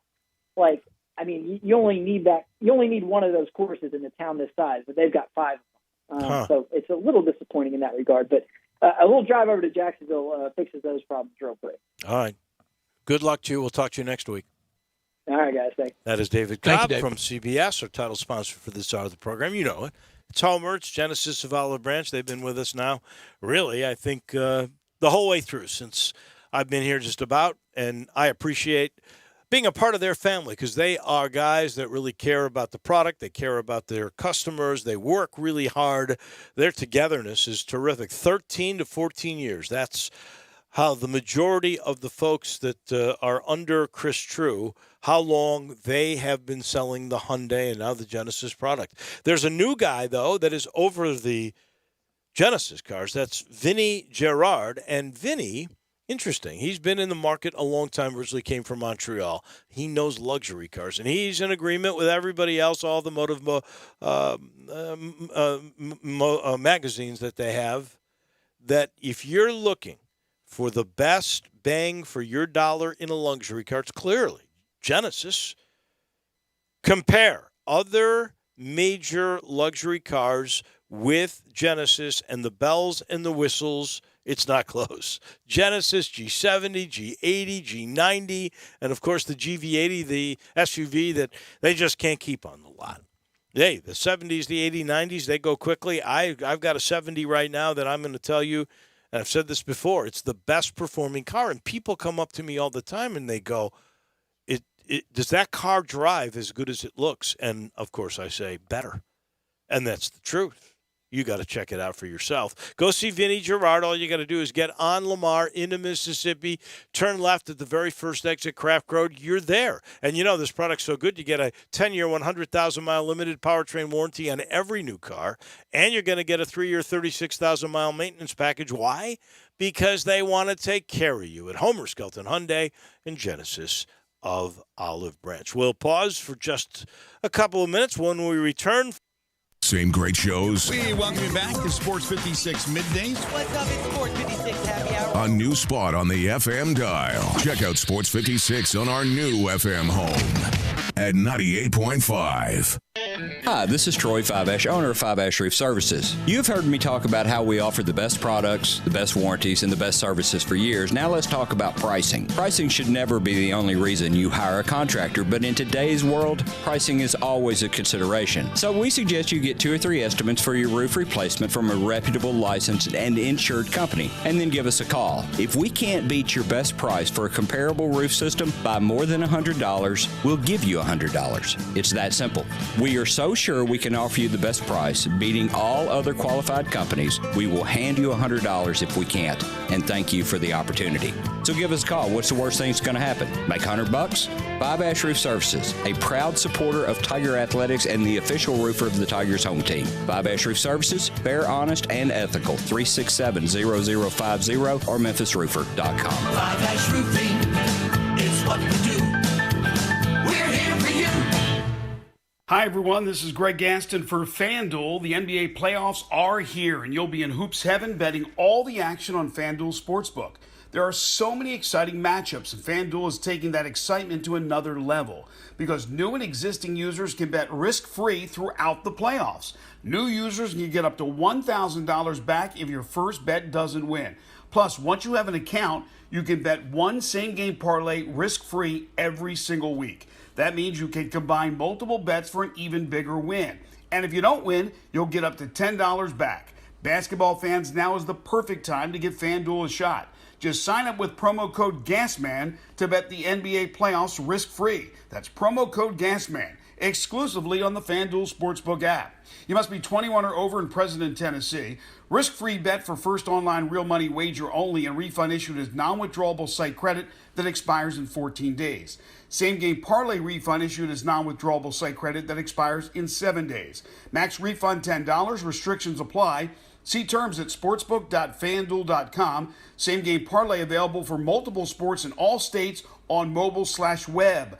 Gambling problem? Call Tennessee Redline at 1-800-889-9789. Hi, folks. Bob Burkham for Sunrise Buick GMC. You know Sunrise has the best selection, price, and has financing for everyone, but did you know you can bring your vehicle to Sunrise's award-winning service department no matter where you bought it? Maintenance, engine, transmission, brakes, or tires, bring it to Sunrise. Need body work? Tell your insurance agent you want to bring it to Sunrise. Schedule an appointment at sunrisememphis.com, Covington Pike, Bartlett, and Collierville. Check out the all-new Sunrise Truck Corral. Huge selection of nothing but trucks. All makes, all models, all prices, all trucks, all the time. Next to Sunrise Wolf Chase. Did you know nearly 40% of men under 40 and over 75% of men over the age of 40 experience sexual performance concerns? At the Memphis Men's Clinic, their experienced physician performs a comprehensive evaluation that determines which specific issues may interfere with your sexual performance. These issues can vary and range from anxiety to medical issues, low testosterone, or erectile dysfunction. The Memphis Men's Clinic has evaluated hundreds of men of all ages over the years and reestablished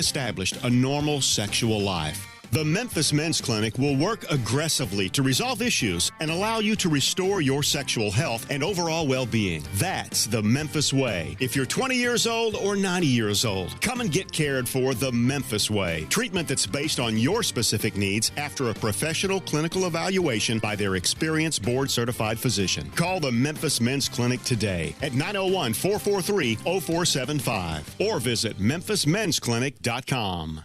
Now, more of Sports Time on Sports 56 with Wolo and Stats. This hour of Sports Time is brought to you by Homer Skelton Hyundai. Here once again are Dave Woloshin and Brad Norsworthy.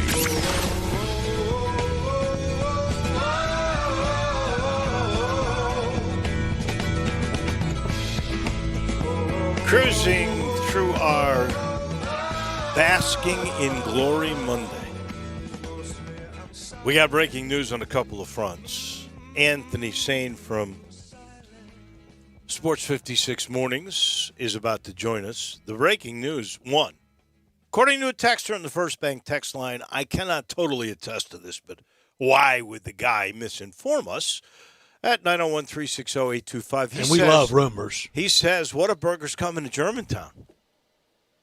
That's big, right? I mean, according to most people, I had sort of an argument at lunch today going, well, you know, Whataburger. Dave, I'm with you. Everybody jumping on it. Somebody said, who shall remain remain you just get shouted nameless. down for saying it, too. Somebody said today, if you go to Sonic and get their double cheeseburger, it's the same thing. Boy, these.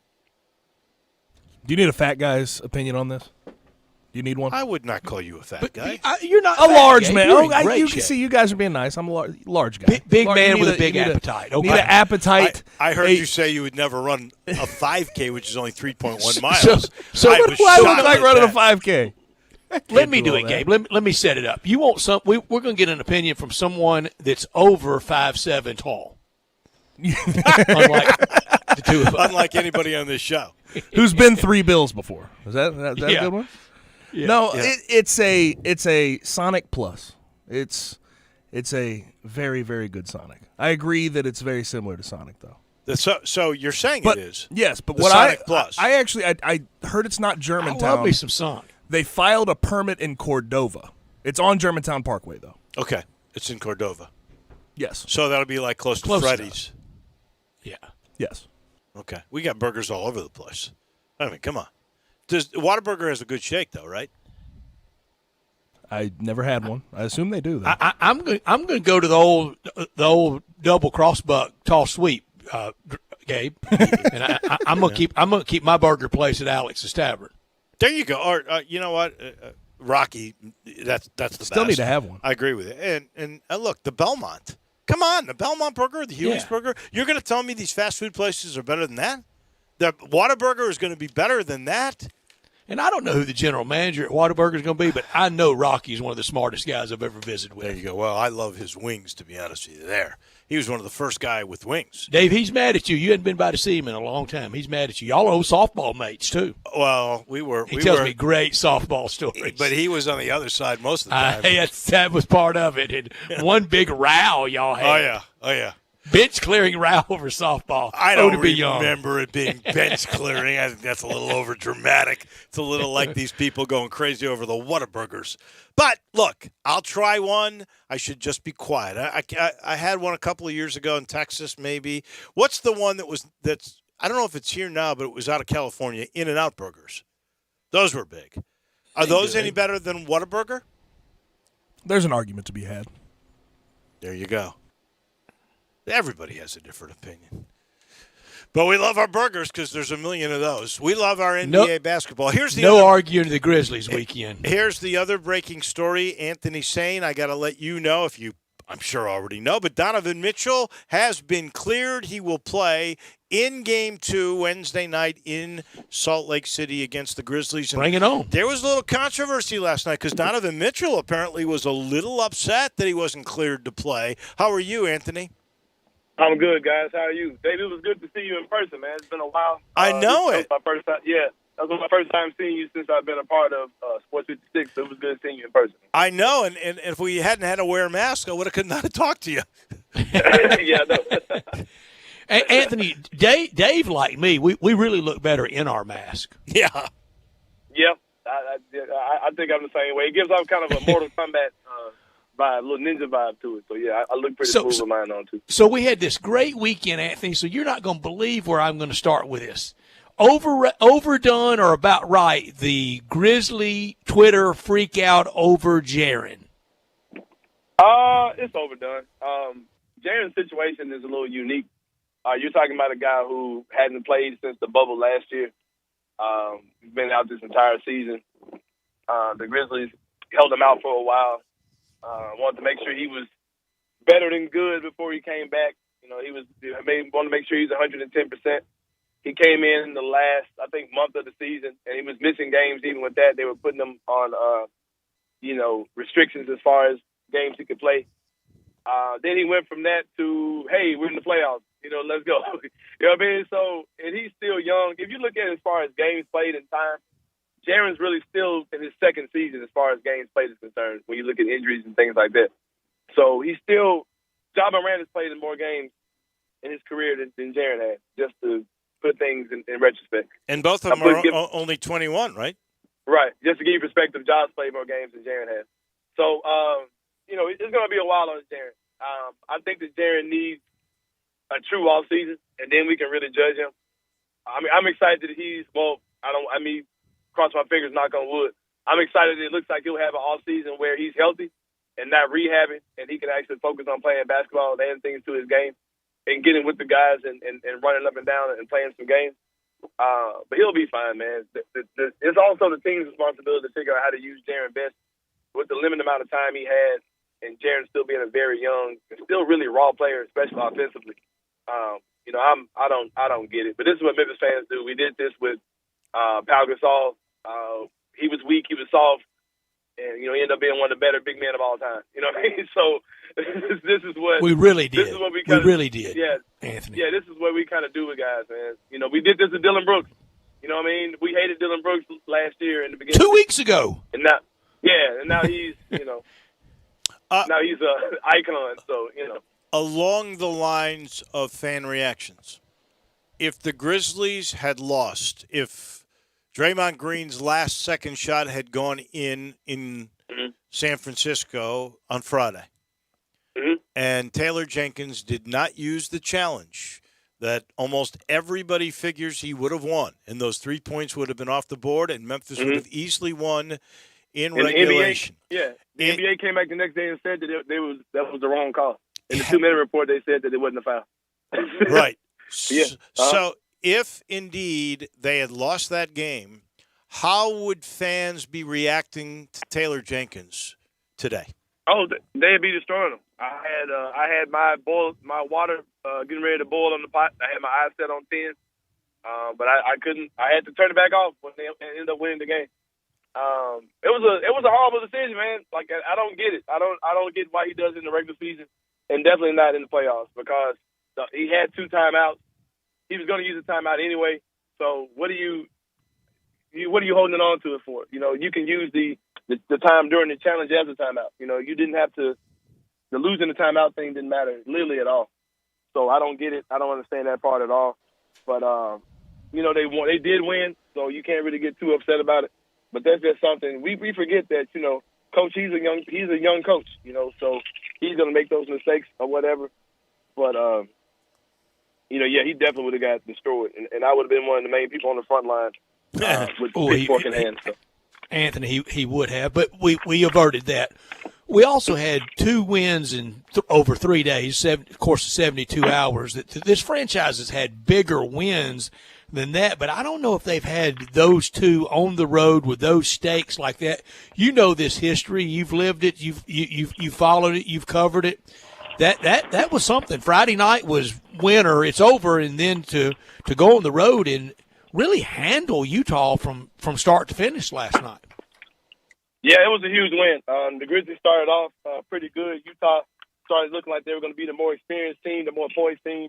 They came out and took a lead, and the Grizzlies had a huge, I think, second quarter that gave them the lead at the half. But, yeah, man, it was a huge win.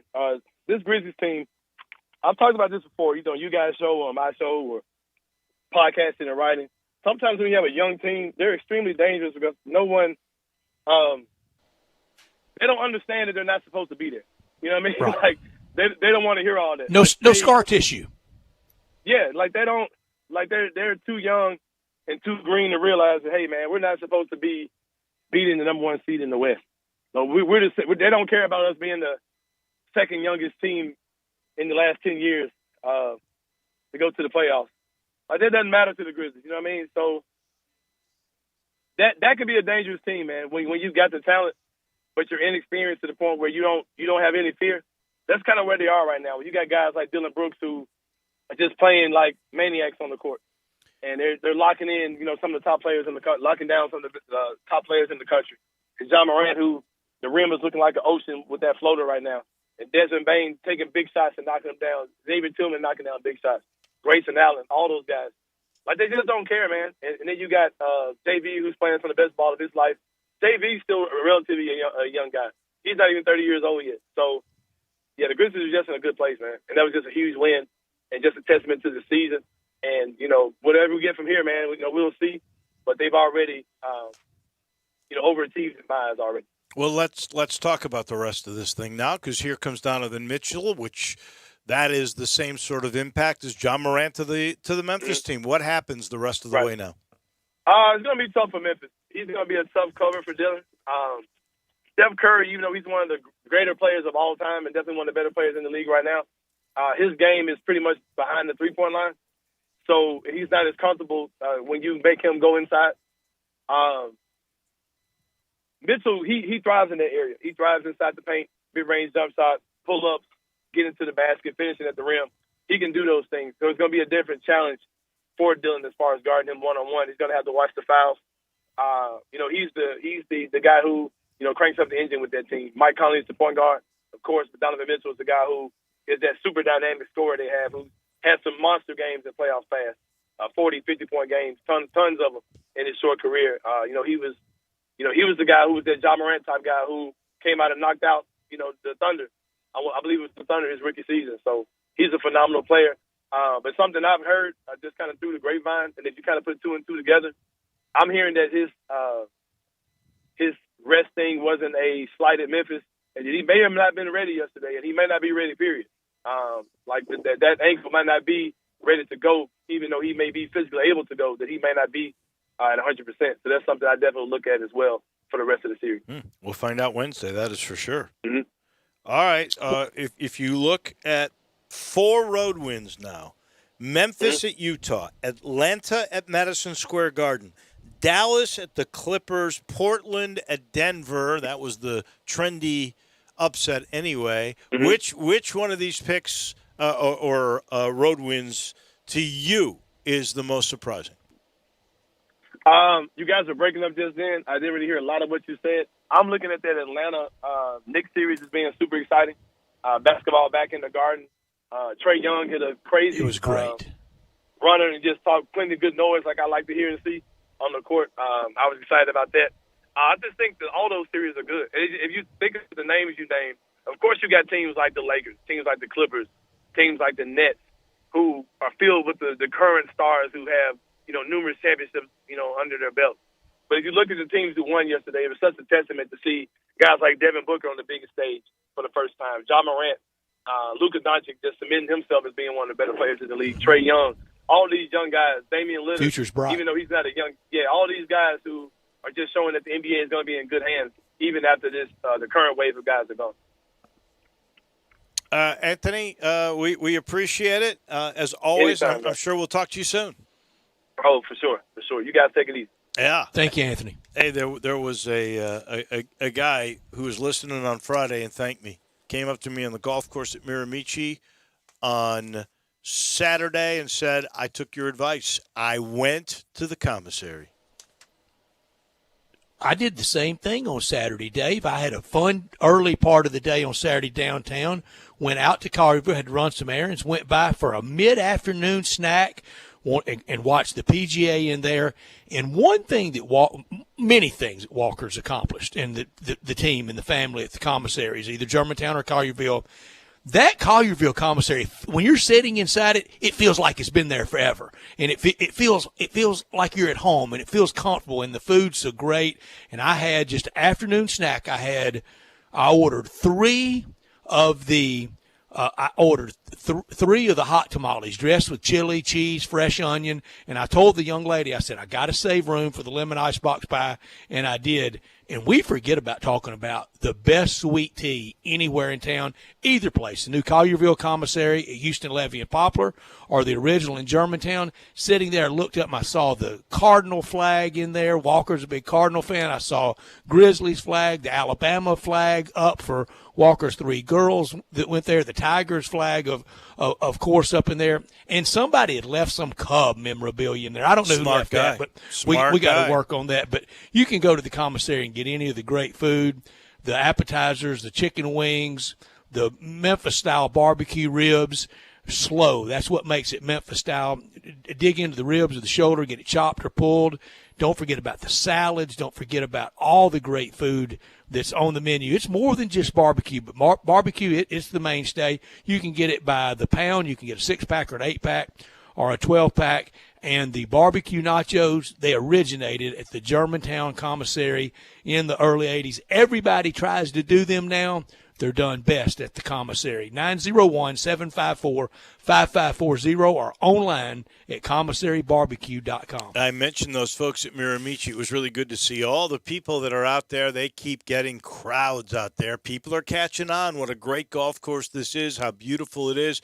And now we're getting these warmer nights, and all the fairways are going to start really coming in. You just can't beat it. And they had the full-service bar going, and everybody was watching the PGA on the patio. The best view in all of Shelby County. That patio sits on top of 9 and 18. There's music now on the weekends. It is open to the public. Even if you don't want to golf, you can drive straight up there and just relax, kick back, and enjoy. Now, if you want to play, we're talking 330 acres of beauty, including waterfalls and a stream that's running out throughout the back 9. It really is gorgeous. It really is, as Golf Week said, one of the best golf courses you can play in the state of Tennessee. Please go check it out. You can play from 7,400 yards to about 4,800 yards. You make the choice.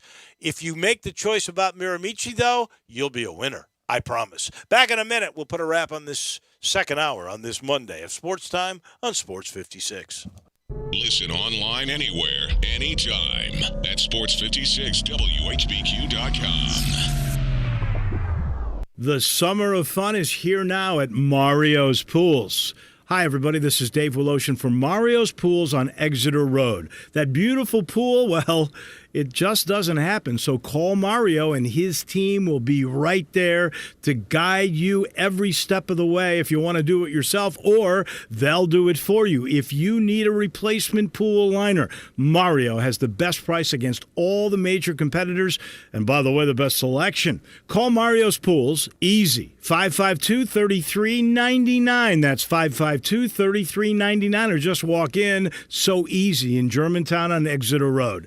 The great thing about Mario is he always takes that extra step. He gets to know you and your pool. He'll do everything he can to make it perfect. Mario's has an A rating with the Better Business Bureau. You can check out the reviews on Facebook. Don't be a slave to your pool. Call Mario Pools today, 552-3399. 2021 is finally here. Might I suggest we start the wonderful new year with a makeover for your beautiful house. I'm Brian Elder. I'm a roofer. I fix roofs. Don't let them tell you that it has to be replaced when all it may need is some love. 867-0303. Let me love on your roof. I've made quite the reputation over the last decade as the guy to call after the insurance company denies the claim. Overturning a claim that has gone bad is an art form where you argue county code, manufacturer specs, and details of your policy that they have to abide by. So let me see it first. If I say it's a claim, it's a claim. 867-0303. Money is free at Brian Elder Roofing with 0% financing for half a decade. I'll measure your roof from outer space and get you a quote right over the phone. 867-0303 or BrianElderRoofing.com. Call 867-0303. Brian Elder's Roofing Solutions. If you're going on vacation, making a college campus visit, or if business takes you out of town, there's just no better place to board your dog than Barks and Recreation, 965 Reddick Cove between Bud Davis Cadillac and the Blue Plate Cafe in East Memphis. Boarding, daycare, grooming, we have the best of everything at Barks. Indoor-outdoor kennels so your family member can go in and out as they please. Indoor and outdoor play areas. 4 walks a day. Group play and individual attention from the best staff in the Mid-South, which includes an overnight staff to ensure the safety and comfort of your pet 24 hours a day. All reasons to choose Barks and Recreation above all other boarding and daycare facilities. BarksDaycare.com or 509-0909. Check us out and make your reservations now at BarksDaycare.com. If your dog could speak, he'd say Barks. Hi, I'm Tito Beveridge, founder and master distiller at Tito's Handmade Vodka. In 1997, I started the first micro distillery in the state of Texas with my dog, Dog Joe, at my side. We're still working with dogs out at the distillery after all these years. Learn more about how dogs are a part of life here at Tito's Handmade Vodka at vodkafordogpeople.com. Tito's Handmade Vodka is made from corn and naturally gluten-free. Cheers. 80 proof Tito's Handmade Vodka, distilled and bottled in Austin, Texas. Tito'sVodka.com. Now, more of Sports Time on Sports 56 with Wolo and Stats. This hour of Sports Time is brought to you by Homer Skelton Hyundai. Here once again are Dave Woloshin and Brad Norsworthy. I am through this Monday. Wow. Pete Pranick is going to join us top of the hour in about 7 minutes or so. Looking forward to his take on all of that. He was a very busy guy yesterday. He actually did the 901 FC game followed by the Grizzlies. So we'll chat about. Is he doing the new version of Studio Wrestling?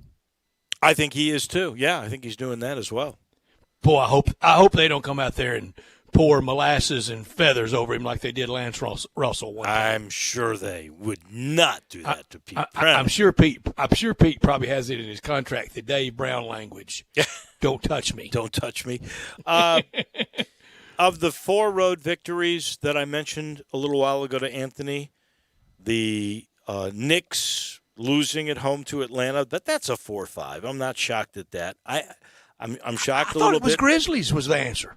Well, it's either that. The Portland-Denver one may not be that surprising. Right, but those guards and Terry Stotts kind of coaching.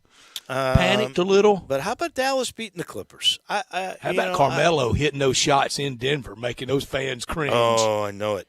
I know it. But you know what? That was the trendy thing. So I'm not really totally shocked. I still think Denver's going to win that. Although, without Murray, without Barton's not playing in this thing either. I think he's still hurt. That could be a tough. How about their coach snapping at the reporter about his name? I didn't see that. Michael Malone, Casty. Yeah. Hubbard throws it to him and calls him Mike, and he corrects her, says, no, it's Michael. Did he just correct her nicely, or did he have attitude when he corrected her?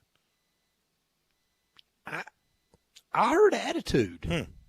I'll have to go back and I listen to thought that. Really uncalled for. But aren't you a little surprised the Clippers, with all the money they have, that lineup?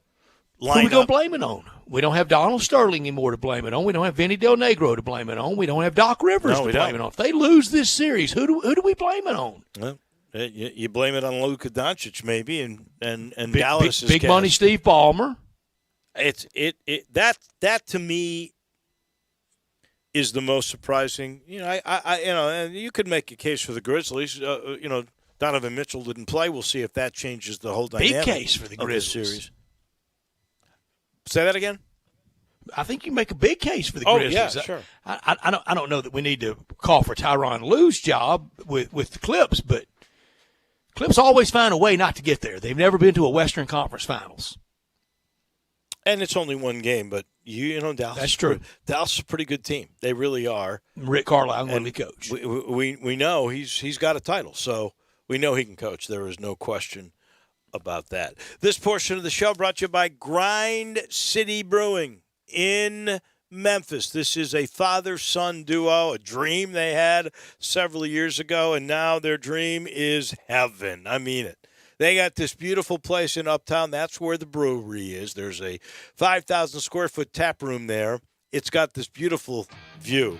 You see the bridges, you see the sun going down. They got this green expanse. What a place to go. Enjoy the product, including Tiger Tail. Now, Tiger Tail is a craft malt liquor that has become the official craft beer of the University of Memphis. Used to be that Tiger Tail could only be found at Grind City Brewing. Then it became more popular. It moved to spirit shops like our friend Eddie Connor's Spirit Shop at St. Nick. But now it's in Kroger. You heard me. Tiger Tail, which comes in 16-ounce six-packs, is now at Kroger. It has become that popular. It's got 7.5% alcohol, but the key to this craft malt liquor is that it was crafted with a bold, smooth flavor, and this finish makes it the easiest drink in beer I've had in years. You're going to love it, I promise you. It is not your papa or your grandfather's malt liquor. It's special. Tiger Tail and Grind City Brewing, taking care of beerness in Memphis. We'll pause for just a minute. On the other side, the voice on television of the Grizzlies, Pete Pranica. He comes your way next.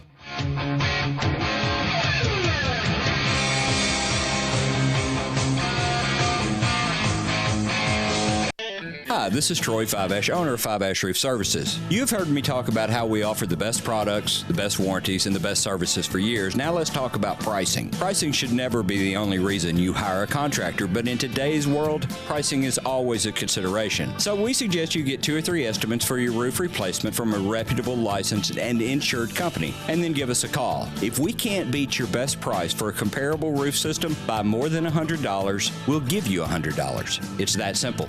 We are so sure we can offer you the best price, beating all other qualified companies. We will hand you $100 if we can't, and thank you for the opportunity. So give us a call. What's the worst thing that's going to happen? Make $100? Five-Ash Roof Services, a proud supporter of Tiger Athletics and the official roofer of the Tigers home team. Five-Ash Roof Services, fair, honest, and ethical. 367-0050 or memphisroofer.com. Five-Ash Roofing is what we do. We're here for you. Did you know that feeling sluggish or weighed down could be signs that your digestive system isn't working at its best? But taking Metamucil every day can help. Metamucil supports your daily digestive health using a special plant-based fiber called psyllium. Psyllium works by forming a gel in your digestive system to trap and remove the waste that weighs you down. Metamucil's gelling action also helps to promote heart health and slows down sugar absorption to promote healthy blood sugar levels. Start feeling lighter and more energetic by taking Metamucil every day. Gossett Kia on Covington Pike is celebrating Memorial Day all month long, and we can put you in a new Kia for less than $5 a day. 2021 Kia Forte $139 a month, 2021 Kia Soul $179 a month, and 2021 Kia K5 built in America $199 a month. All 36-month leases only $3,049 to its signing. Plus, peace of mind you can trust with Kia's 10-year 100,000-mile powertrain limited warranty. Forte $139 a month lease, Soul $179 a month lease, K5 $199 a month lease. So hurry to Gossett Kia 1900 Covington Pike, online KiaCovingtonPike.com. Ask for Bobby J. He'll put you in a new Kia today. If you want it, we got it at Gossett Motor Cars. Zero security deposit, $650 acquisition fee, 10,000 miles per year, 20 cents excess mileage. Forte ME 358110, MSRP 20,590. Sold M777 6411, MSRP 21960. K5 MG 005197, MSRP 26170. Includes all manufacturer rebates and incentives. PF 695 excludes tax title and license with approved credit. Warranty is a limited powertrain warranty. See dealer for complete details. Offer valid through 5/31/2021. Dealer stock only. Did you know nearly 40% of men under 40 and over 75% of men over the age of 40 experience sexual performance concerns? At the Memphis Men's Clinic, their experienced physician performs a comprehensive evaluation that determines which specific issues may interfere with your sexual performance. These issues can vary and range from anxiety to medical issues, low testosterone, or erectile dysfunction. The Memphis Men's Clinic has evaluated hundreds of men of all ages over the years and reestablished a normal sexual life.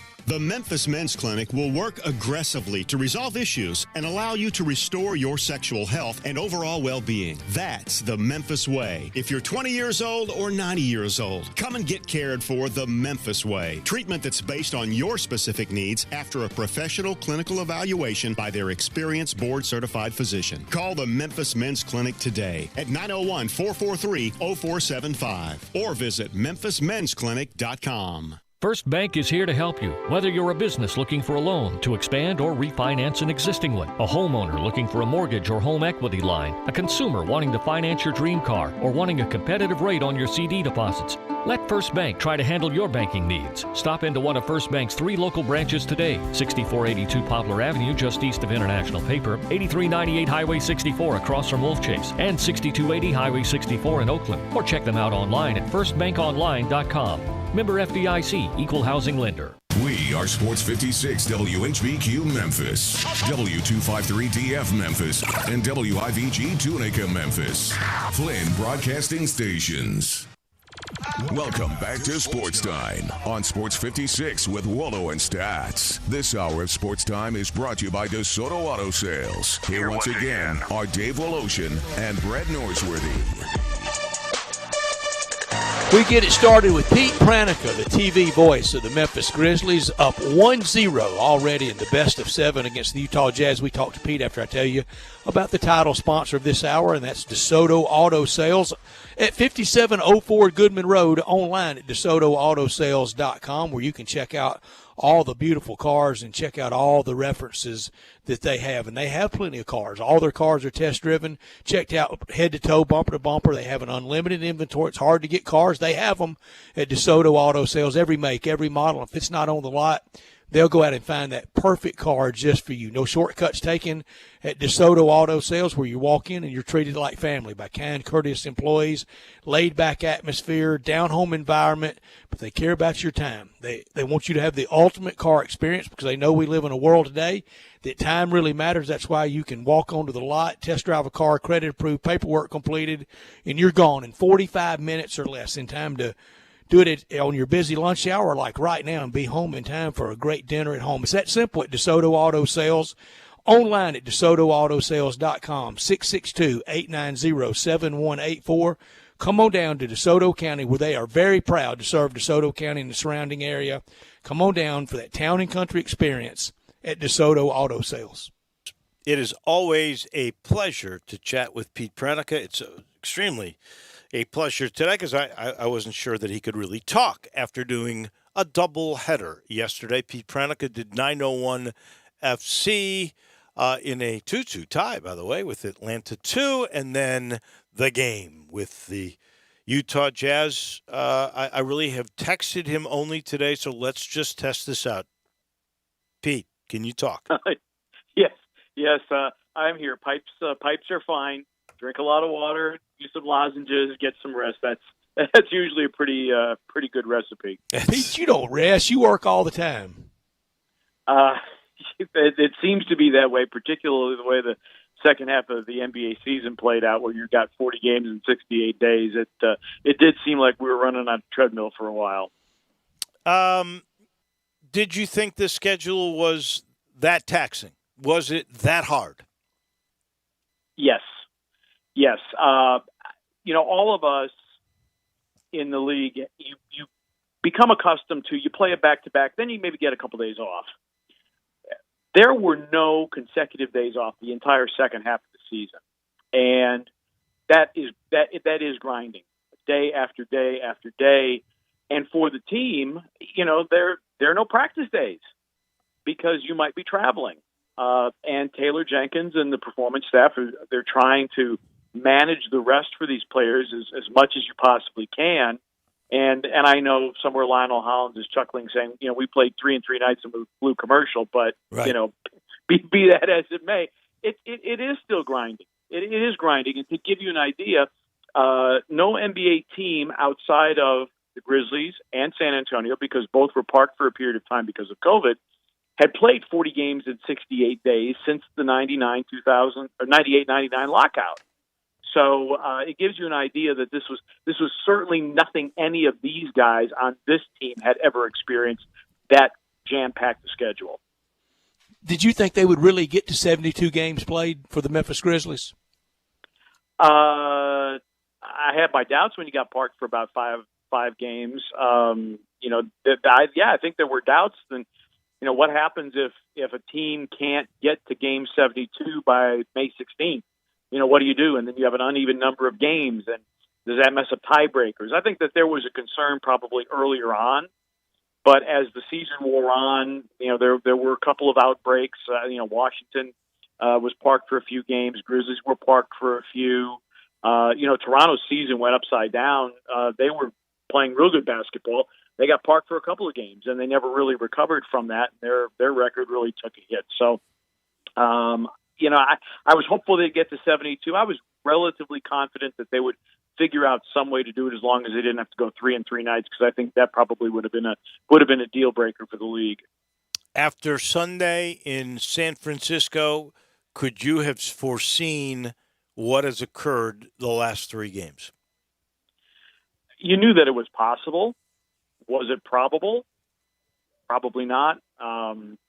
The Grizzlies had an element of confidence coming out of San Francisco after the loss, because they realized, look, we came from 17 down on the road. Steph Curry is supernova hot, and we lose Dillon Brooks in the middle of the fourth quarter after we've come back from 17 down. And I think they realized that they had an opportunity there and could not take full advantage of it. So I think that they went into the play-in with an element of confidence, particularly against San Antonio, because they had beaten San Antonio soundly twice, and they didn't have LaMarcus Aldridge, who's been an all-time Grizz killer. And then you go back to San Francisco for a rematch with Golden State, and again, there was confidence there on the part of the team. As an observer, as a broadcaster, you're like, yeah, I know there's a possibility that they could pull this off, and I think it's maybe 50-50. But to go in and to deal with Steph Curry and that group, which has won championships on their home floor, you knew that it was a pretty tall task. And I think what Taylor Jenkins and his crew has accomplished, don't even think about game 1 last night, what they did last night against the best team in the NBA. Just getting through the play-in, I think, was a pretty big accomplishment. The only team in the play-in, the only road team in the play-in to win a game. It was some 2 games over 72 hours, Friday and Sunday. And now the easy math for the Grizzlies is just win all the games at home and you win the series. That's the easy math and easier said than done. One thing that will happen will be games Saturday and Monday at FedEx Forum, and then back out on the road, guaranteed of a game 5, back out on the road in Salt Lake City a week from this Wednesday night on Wednesday June 2nd. And, Pete, that will be historic. It will be the first time the Memphis Grizzlies have ever played a game in the month of June. They've played in July, and they played in August in the bubble, and they played preseason games in September. But you will be doing a first next Wednesday night, June 2nd. You will be calling a Grizzlies game played in the month of June. Yeah, back in the day, you're playing in the finals, but world ain't the way it used to be. No, that'll be very intriguing. The way this thing has started, all of a sudden, I think a national star has become Dylan Brooks. Would you have seen that one coming? As a national star, given how little national coverage the Grizzlies are given, but you know what? He's a compelling personality. He doesn't give you prepackaged sound bites. He plays with his heart on his sleeve. He plays hard. He plays both ends of the floor, and and there's an element of color to him with his sunglasses. Wearing sunglasses indoors and at night, and I think people like the fact that this is a character. This is not a corporate prepackaged basketball player that says quote unquote all the right things, but he's like, yeah, I don't mind if they talk ish to me, and plays with his heart on his sleeve. I think that's compelling to a lot of people. I'm with you. I think we all knew Ja had that capability. I don't know that we would have seen that with Dylan Brooks. Sunglasses or no sunglasses, it's what he's doing on the floor on both sides. That to me is the what key. A tandem. Is that 106 points? Well, and he's Dylan is playing both sides of the floor too. Yeah, this has been, Brad Jones is one of the assistant coaches, and he's worked really, really hard with Dylan Brooks. And Brad was a player development assistant with the Utah Jazz for a number of years. Of course, his Tennessee ties. He told me earlier this year that nobody works harder than Dylan, whether it's in the weight room, with his diet, with his video study. Nobody will outwork the guy. And that really sets a good example for everybody. And job one for this Grizzlies coaching staff was to take that incredibly passionate fire for playing the game of basketball and channeling it in the right direction. You can play with great passion, and you can foul out in 5 minutes. You can play with great passion and have really lousy shot selection. So, yeah, you can play with passion, but if it's not directed in the right way, the results aren't going to be there. And so this Grizzlies coaching staff worked with him to be more disciplined on both ends of the floor, and particularly on the offensive end, because we've all seen Dylan Brooks have those games where he didn't meet a shot he didn't like, and you're scratching your head. Okay, why are you pulling up, for a 26-footer, 3 seconds into the shot clock when there are other options available? And they've done a real good job, and Dylan has bought into being a more disciplined overall basketball player, and he's seen the results. When you see results because you've been coached and you are willing to be coached, and you've put in the effort and the work, well, then you're going to continue to put in the work, and the results will continue to come as well. Pete, for the national level, I think they get it here. They've earned it here. But for the national level, does this front office, do they need the confirmation? Do they need the accolades of the job that they've done, both in draft picks and in deals? I can't speak for Zach Kleiman, but I don't know that he's particularly seeking Charles Barkley's approval for the team that they put together. The best thing to do is just go out and win games. And I think this front office has done a real good job. I mean, when you look at what they've done, John Morant obviously is no brainer. Brandon Clark is down a little bit this year from last, but Xavier Tillman and Desmond Bane, I mean, come on, those were two fabulous pickups. These are two rookies that are not playing like rookies, and they are playing crucial rotational minutes, and both of them had a hand in that win in San Francisco to get the Grizzlies into the playoffs in the first place. I don't know that anybody's looking for attention or approval or anything else. Look, if you win games, the national media will eventually follow you. No doubt. Taylor Jenkins, you've watched him coach every game he's ever competed in. Do you see a difference in him from game one 2 years ago to now? Yeah, I mean, there's always a growth because as a head coach, you have to find your voice, and you have to understand, where can I meet my players psychologically and on an X's and O's level. to make sure that I get the best out of them. And, sometimes people will maybe roll their eyes when he says, well, we're trending in the right direction. His messaging has been consistent. It has been consistently positive. And players, you hear in their interviews, they are repeating some of the same mantras that Taylor Jenkins has shared with the media and has shared with them. So you got guys all moving in the right direction. And I think Taylor, with how he came up in the business through the San Antonio system, which is very much family-oriented in terms of its culture. A few years ago, the San Antonio Spurs issued a media guide. They did not put a player on the front cover. They just had the word family on the front cover. And a lot of organizations talk about family, but do you really walk that walk? And Taylor Jenkins certainly has. And you look at the Popovich coaching tree. You got Monty Williams out there. You got Taylor Jenkins out there. You got Mike Budenholzer out there. You got James Borrego in Charlotte, and Quinn Snyder. Quinn Snyder had been Taylor Jenkins' boss with the Austin Toros back in the day. So it certainly is a philosophy that works. And Taylor has been around some of the really, really good coaches in our game, and I think he's found his voice. When you look at how he responded when George Niang went into the Grizzlies huddle after Bane hit that three, and how hard he went at referee Dedrick Taylor to say, hey, look, this is unacceptable. You got to tee this guy up.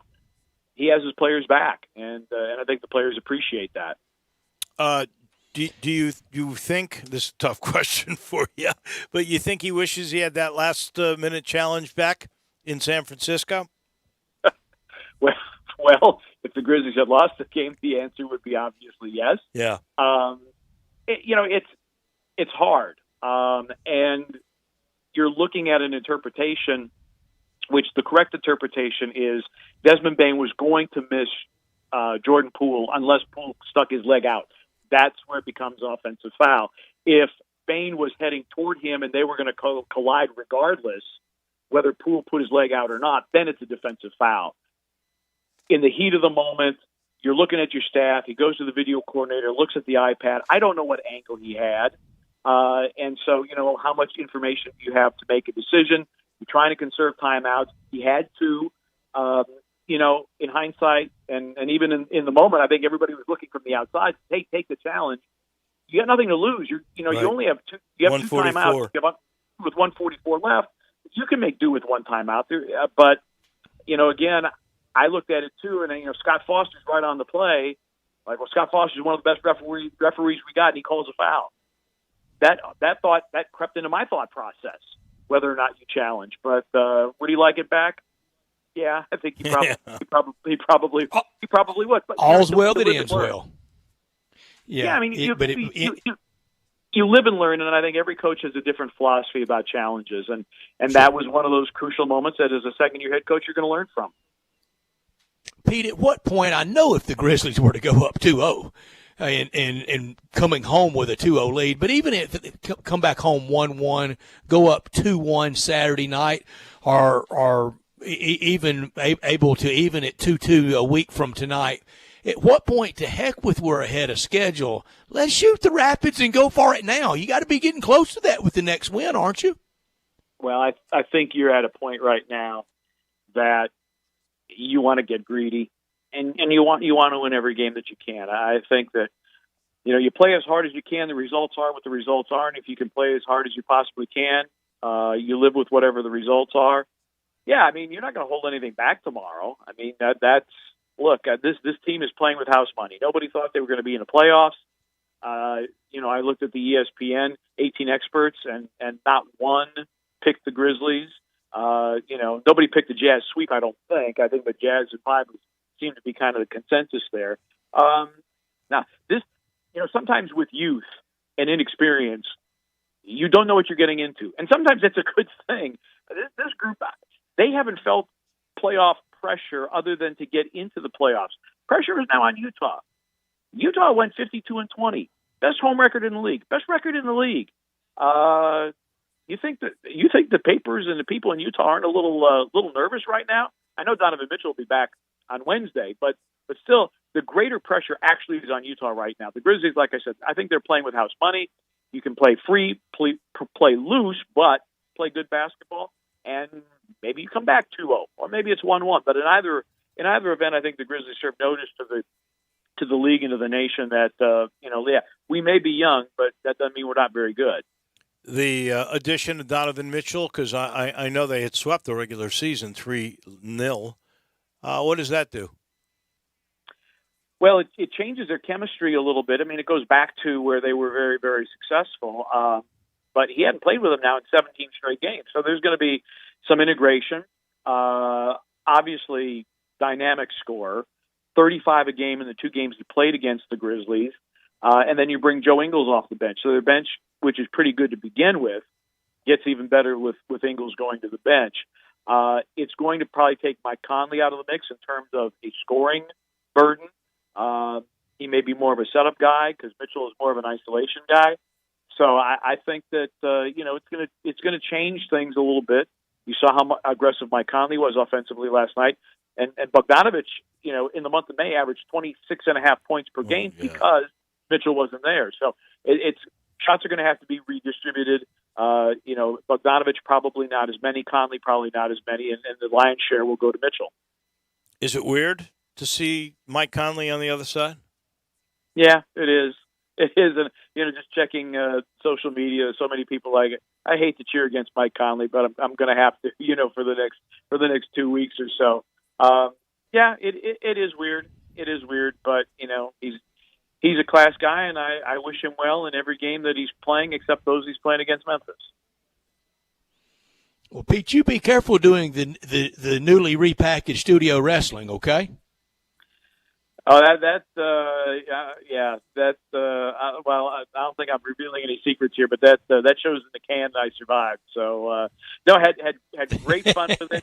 Had great fun with it, and earlier this week had lunch with Dave Brown. Dave and I had, said hello to each other, in passing, but it was the first time we actually had a chance to sit down and break bread and talk about, the old guys in professional wrestling, because I grew up with the AWA and that was based out of Minneapolis with Vern Gagne and Dick Bach. Bruno Sammartino. Moose Cholak in my day. Yeah. Dick the Bruiser. Well, Dick the Bruiser, the Crusher, Baron von Raschke. Yeah, those guys. So that was kind of my history with it. And that's where I got at Dustin Starr. And I was just, was teasing him one day about, my fandom in pro wrestling when I was a kid growing up. And one thing leads to another. And, I'm calling pro wrestling. It's a strange world, that is for sure. Last thing, Pete Pranica, television voice of the Grizzlies. Is Aaron Rodgers going to play for your National Football League team, or is this a final divorce? Oh, I think it's a lot of brinksmanship, and I find it kind of funny that Brett Favre was one of those people that you had to tell him that you loved him intensely. He wanted to be loved. He wanted to be wanted. And when he felt the Packers didn't want him anymore, that was the end of that. And I think Aaron Rodgers is doing kind of the same thing. I want to know that everybody wants me. I think that's maybe what's going on here. But, Julio Jones is now potentially available based on the phone conversation he had this morning. So, maybe Brian Gutekunst needs to work a deal and get Julio to Green Bay, and then pair him with Devontae Adams, and I think then maybe Mr. Rodgers might come back to Lambeau and have a great season again. It is strange. 16 years now.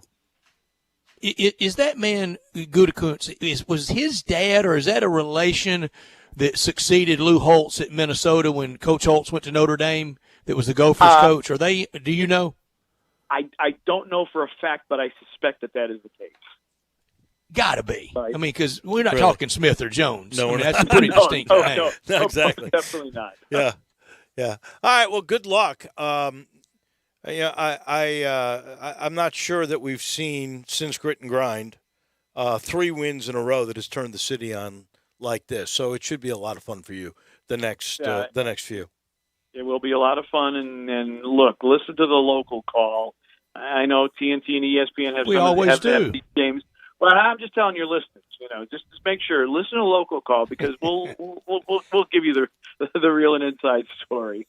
There we go. Thank you, Pete. We appreciate it, and we'll be listening Wednesday night.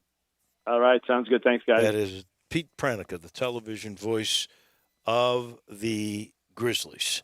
And I'll let you know he's brought to you in part by Homer Skelton Hyundai in Olive Branch. That's Chris True's place. That crew has been together for about 13 to 14 years. Talk about a crew that likes each other and really loves the product and loves their customers. They'll know you by your name, by your car, by anybody in your family who's got a car there. That's how they work with me. They won't ask me how Nathan is doing, but they'll ask me about his car. Same thing with Jacob. We buy our cars from there. We are a Santa Fe family for my wife. I've got the G car now. I got the Genesis car. But I will tell you, you can't help but love the people that will serve you there, because that's what they're all about. And you know the product is good. You get a 10-year, 100,000-mile limited powertrain warranty on every new Hyundai and every new Genesis car. And now they do this. We're going to give you a maintenance package. 3-year, 36,000 miles. We'll change your oil. We'll rotate your tires, because they want to take care of you. They really do. And then those great cars, which last forever, then they become certified pre-owned cars. And that's where Ray Melton takes over, and he's only had the best certified pre-owned car program going. I think that's the last 14 years. It's really a great story. Please get on Lamar, go into Mississippi, see what I'm talking about. You'll love the people. You'll love the product at Homer Skelton Hyundai and Genesis of Olive Branch. We'll let you know what is trending. I got a question for you, Brett, a high, hard one, when we come I'll have back an answer in just 1 minute. Sports 56 Mornings with Peter Edmiston and Anthony Zane. Weekday mornings from 7 till 10 on Sports 56, 98.5, and 96.1. AC trouble? Call Air Doctors of Memphis, 901-598-HVAC. Owner Matt Davis is a third-generation full-service air conditioning specialist. Air Doctors of Memphis services all major brands, and labor and parts are guaranteed 100%. Their yearly AC checkup is only $60. Then this year, Air Doctors is the official HVAC contractor for St. Jude Dream House. Air Doctors installed the St. Jude Dream House new Train high-efficiency equipment. Get your service from the best. AirDoctorsOfMemphis.com. Call 901-598-HVAC. Start your engines Mid-South and get ready to ride in your new Mitsubishi from Gossett Mitsubishi, 1870 Covington Pike. Who doesn't want 41 mpg highway today? We Gossett with 2021 Mitsubishi Mirage G4, $14,647 or $179 a month. And take your pick with dynamic redesign in your 2022 Outlander or 2022 all-new Eclipse Cross, now $309 a month. All powered by a stellar 10-year, 100,000-mile powertrain limited warranty. Plus, test drive today and you'll receive a free gift card on us. So get to Gossett Mitsubishi today, 1870 Covington Pike, or shop online at memphismitsubishi.com.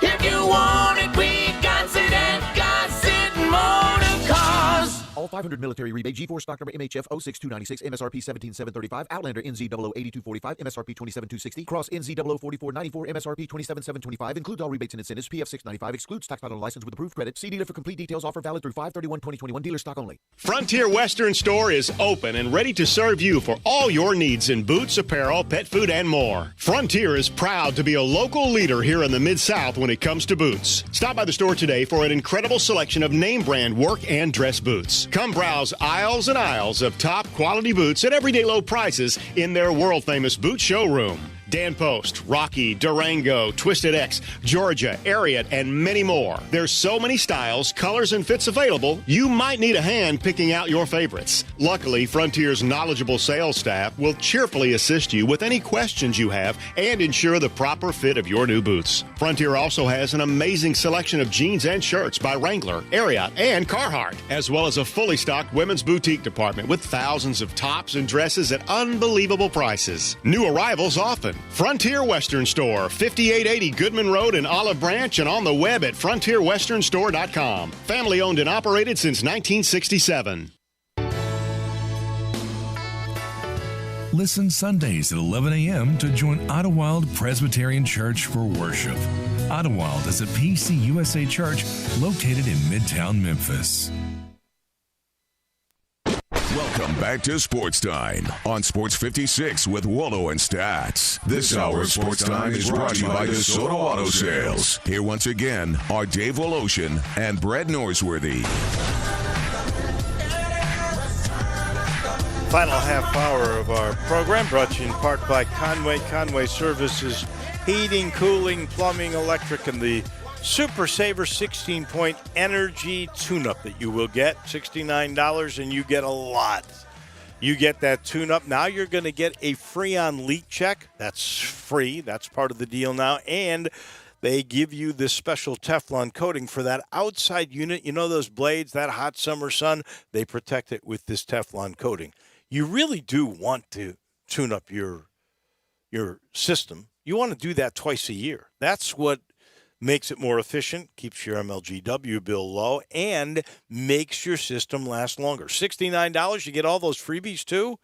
I'm telling you, they're going to get the years of dirt and leaves and grime from your outside unit. Then they'll put that Teflon coating in. They do the 16 points. Now they're going to check for a Freon leak. That'll cost you a lot of money. They do this now all for $69, and all you got to do is call 384-3511, 384-3511. Conway Services, heating, cooling, plumbing, and electric. Hi, hard one for you. Which, in your mind, was bigger, more improbable? Lefty in 2021, winning at almost 51. That PGA championship yesterday at almost 8,000 yards, or Tiger's Masters win in 2019. Which more incredible to you, Brett Norsworthy? I think it was Phil yesterday. I do, Dave, because while Tiger hadn't been near contention, we had not, and I don't know if we had written off Phil Mickelson either, but Tiger, every time he entered, and I've said this for a long time, Phil as well, when they enter the gate going down Magnolia Lane at Augusta National, they're subject to winning there. Well, just from everything they conjure up from the past. It wouldn't shock me if Phil next year, 2 or 3 years, won at Augusta National. But I didn't see him outside kind of that sweet spot doing it. Well, that's tough. He had won. That's high and that's hard. Man, that was a beanball. That's benches clearing brawl ball. He had won in 2019, that WGC event. So he'd won 2 years ago. It's not like Phil hadn't won. He won years. in Mexico City and won at Pebble Beach. He won Mexico City 2018, Pebble 2019. Yeah, okay, so it was Pebble in 19. And I knew it was 19. I thought that WGC in Mexico was in 19. That was in 18. So he had won twice in 18 and 19. So there's a 2-year gap. He'd been competing a little bit. Didn't he win a senior event too? He did. Okay. Up at Branson. Right. So have you been there and have you heard the reports from there? That's golf fantasy land. I have seen it on TV. You know, I had a former stepdad who loved going to Branson, so I've been there a couple of times. But in all honesty, I never played golf there. I did look at one course that I thought was beautiful, but I've seen the video of that course now. I mean, it looks astonishing. It really does. I haven't seen it, but it looks great. I went to baseball camp there 2 years in a row, about 1970. Lord, I didn't even know Branson existed in the 1970s. Really? They didn't either.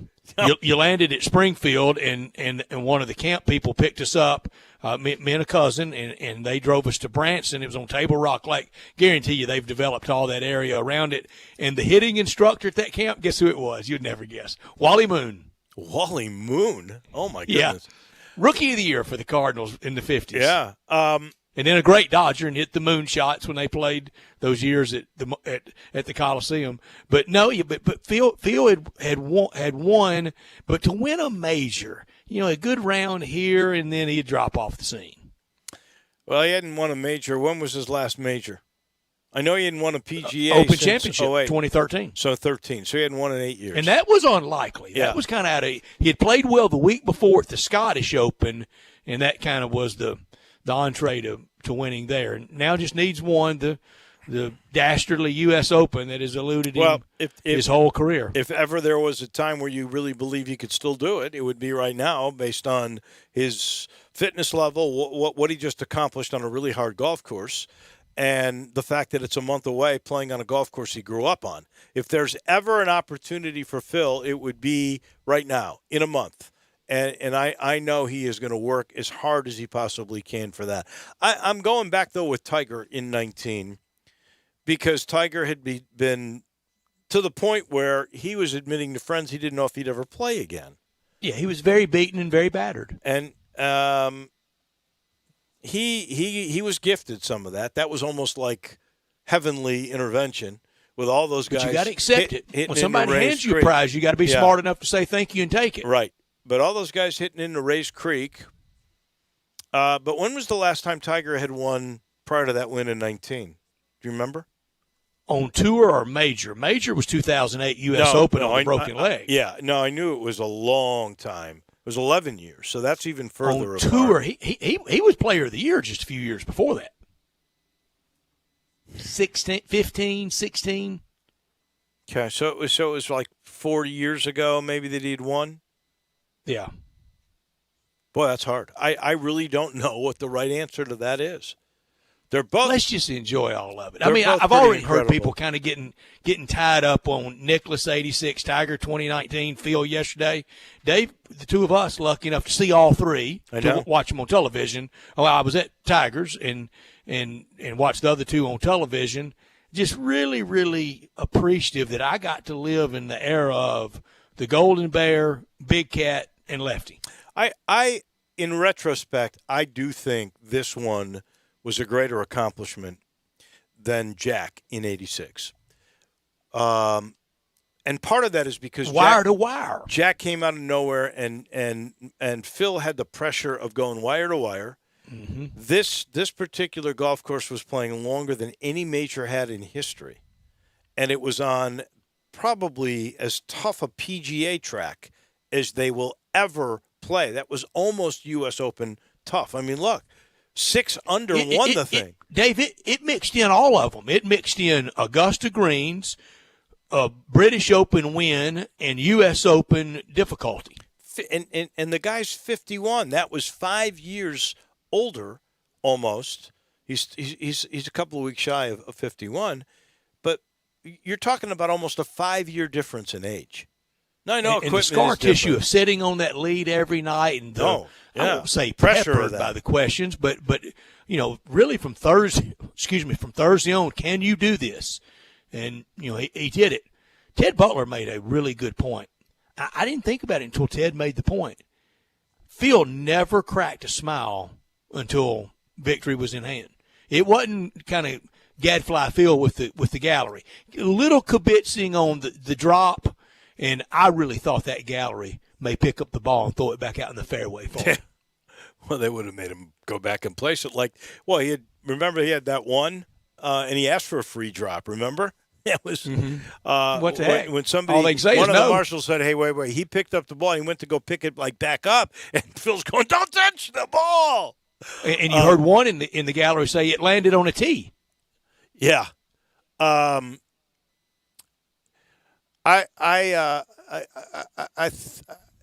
think he made a conscious decision. He wasn't high-fiving anybody. You notice that's why he was doing that, which drove my wife crazy, all those thumbs up, which I thought got to be a little much. But if you heard the explanation of why he continued to try to do that, that was advice from Arnold Palmer years ago, where you have so many fans. You want to keep those fans. They're important to you. Acknowledge them. Make them feel like you care about them. And that was what the thumbs up stuff was all about. But he wasn't smiling, and he wore those glasses I guess to maybe hide where the heck he was really looking. And it was all focus. It was not jovial. It was not good old boy. It was, you got to concentrate on every shot on that P-Tie course. And he can come to Memphis in first week of August and cut loose. No cut. He'll be just bathed in love and in Southern hospitality. And his career, he has a strong Memphis link to it. You mentioned in 92 out at Farmington at U.S. Open qualifying to turn from being a pro, from playing at Arizona State, being U.S. amateur champion, playing for Steve Loy, who was his coach, his business manager, who was the coach at Arkansas when John Daly was the coach, was playing at Arkansas. Coach Broyles hired Steve Loy in the early 80s to get Arkansas's golf program relevant, and then he took couldn't say no to being offered the Arizona State job, and then was really smart to say yes to being business manager for Phil Mickelson. Had a chance to be that for Billy Mayfair a few years before and passed on it. He picked the right horse. He did. I want to say it was right after he was at Farmington that he announced he was going pro. He did. Yeah. Shot 63 at Farmington. No, it was the course record. He was such a baby-faced guy. I was doing a golf show on TV at that time with Goose Munguia, and that was one of our early features. That was one of the first years that we did that show. And I was Bones with him out there at Farmington? I don't remember that. I just remember when I finished interviewing him, I thought, this kid has just been in college, because he was in total control of the interview, of everything he was saying, of the charisma, of the fans, of the golf course, of everything. You would have thought at that point he'd already been a pro for 10 years. He was just so way ahead of it.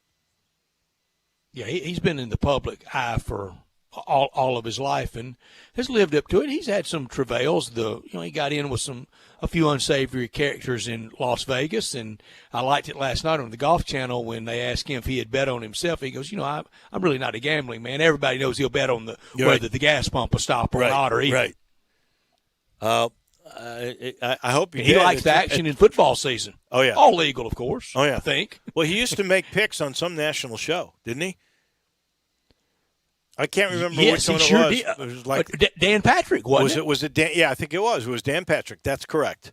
Yeah, he was the college football NFL, and handicapper. Yeah, he was handicapping. I don't know how he did, but he was fun to listen to. He did a good job of presentation. You know how he did, Dave. They all do great, or the picks are absolutely free next time. Right. Exactly. There's free, and then there's absolutely free. Right. I don't know if at 51 you can come back and play great like in 2 weeks. I just don't know. I don't know either. The victory party is going to be fun, and come U.S. Open time, and he's going to be he'll be the host. Yeah, the USGA does all the hosting. I don't think they have any players involved. Like it's not the Tiger Woods but Washington it's his town thing, but it is his town, and it's something that he did what he did. I mean, it is really how many picks? How many picks would it have taken for you to pick Phil? Oh my gosh! Would you have picked him in 15 picks? No, me either. No. There's a reason he was 300-1. I mean, exactly.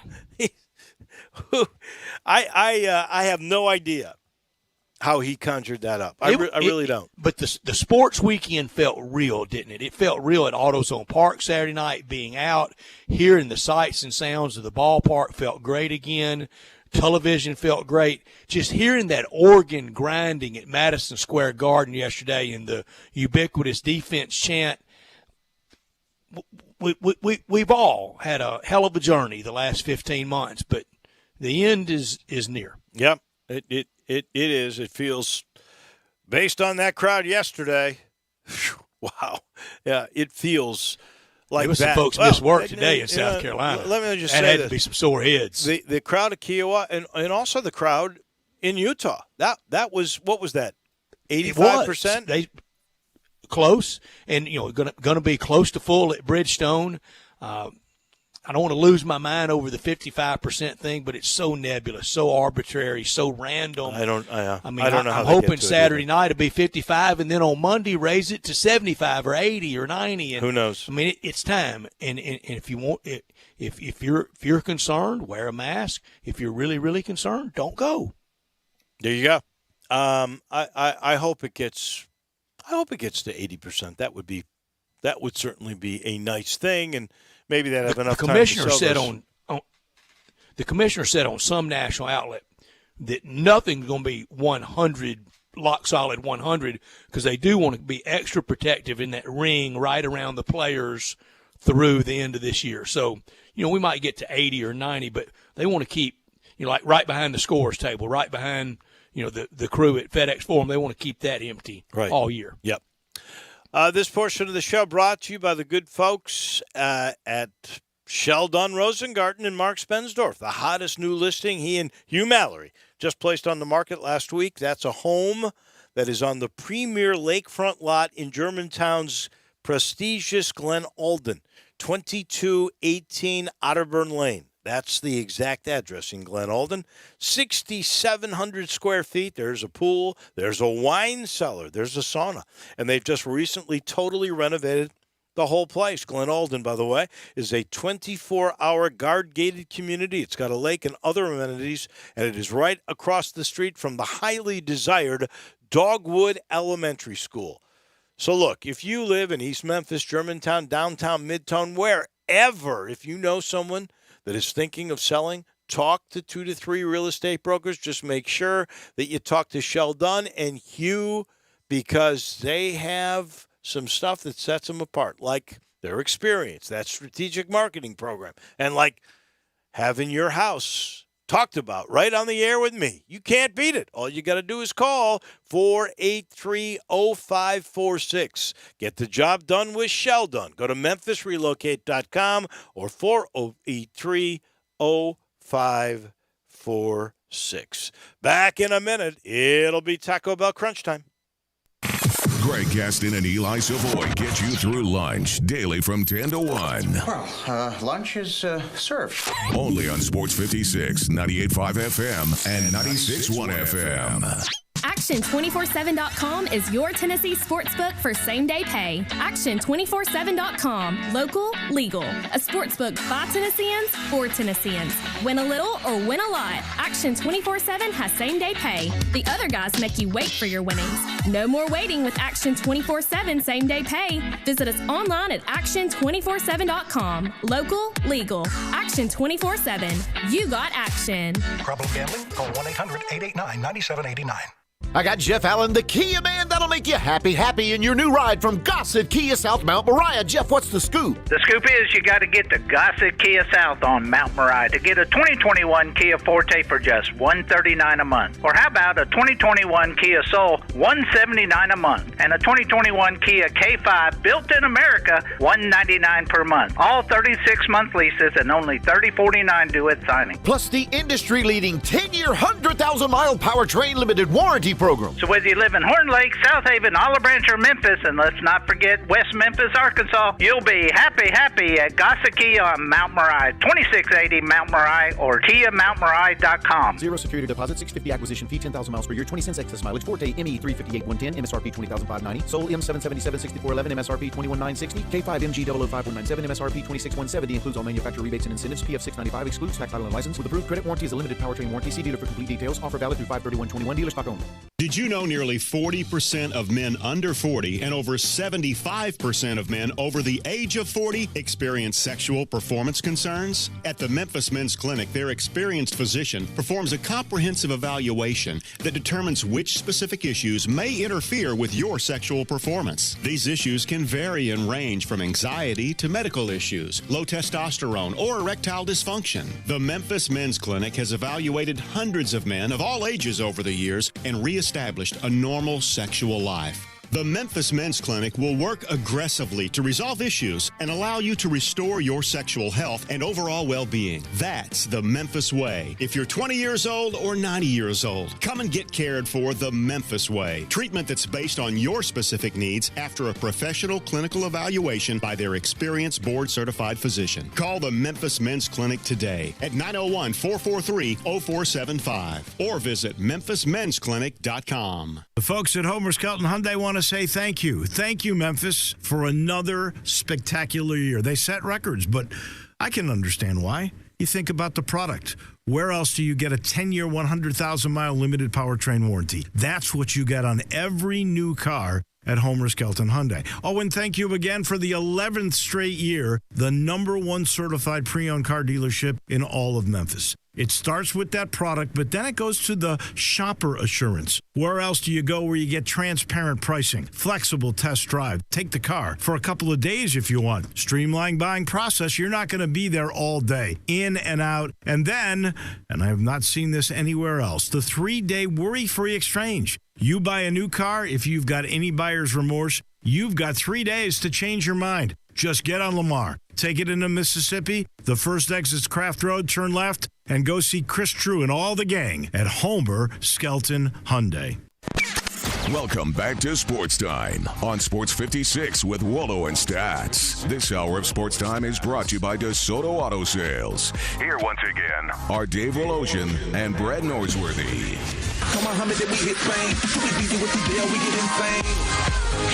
Final portion of our show brought to you by the Spirit Shop. I mentioned earlier they got Tiger Tail in the Spirit Shop. They got everything that is pertinent at the Spirit Shop. This is the place you go to restock from a long weekend of celebrating. I mean, you were watching Lefty yesterday. You were watching the Grizz. You were watching the Cubs beat the Cardinals. Maybe if you're a Cardinal fan, you really needed some medication. Spirit medication. You got to go to see my guy, Eddie Connor, and his family. They are so beautifully located right there, 4646 Poplar. That is Poplar and St. Nick, right down from Clark Tower. It's that little log cabin, but not so little inside. All kinds of accessories and beer and every spirit you can think of. There are bargains, and there are things like Pappy in there, the greatest of all the spirits, and some middle range. He's got it all. I promise you. Go check it out. Restock at the Spirit Shop. It is now officially Taco Bell crunch time. Go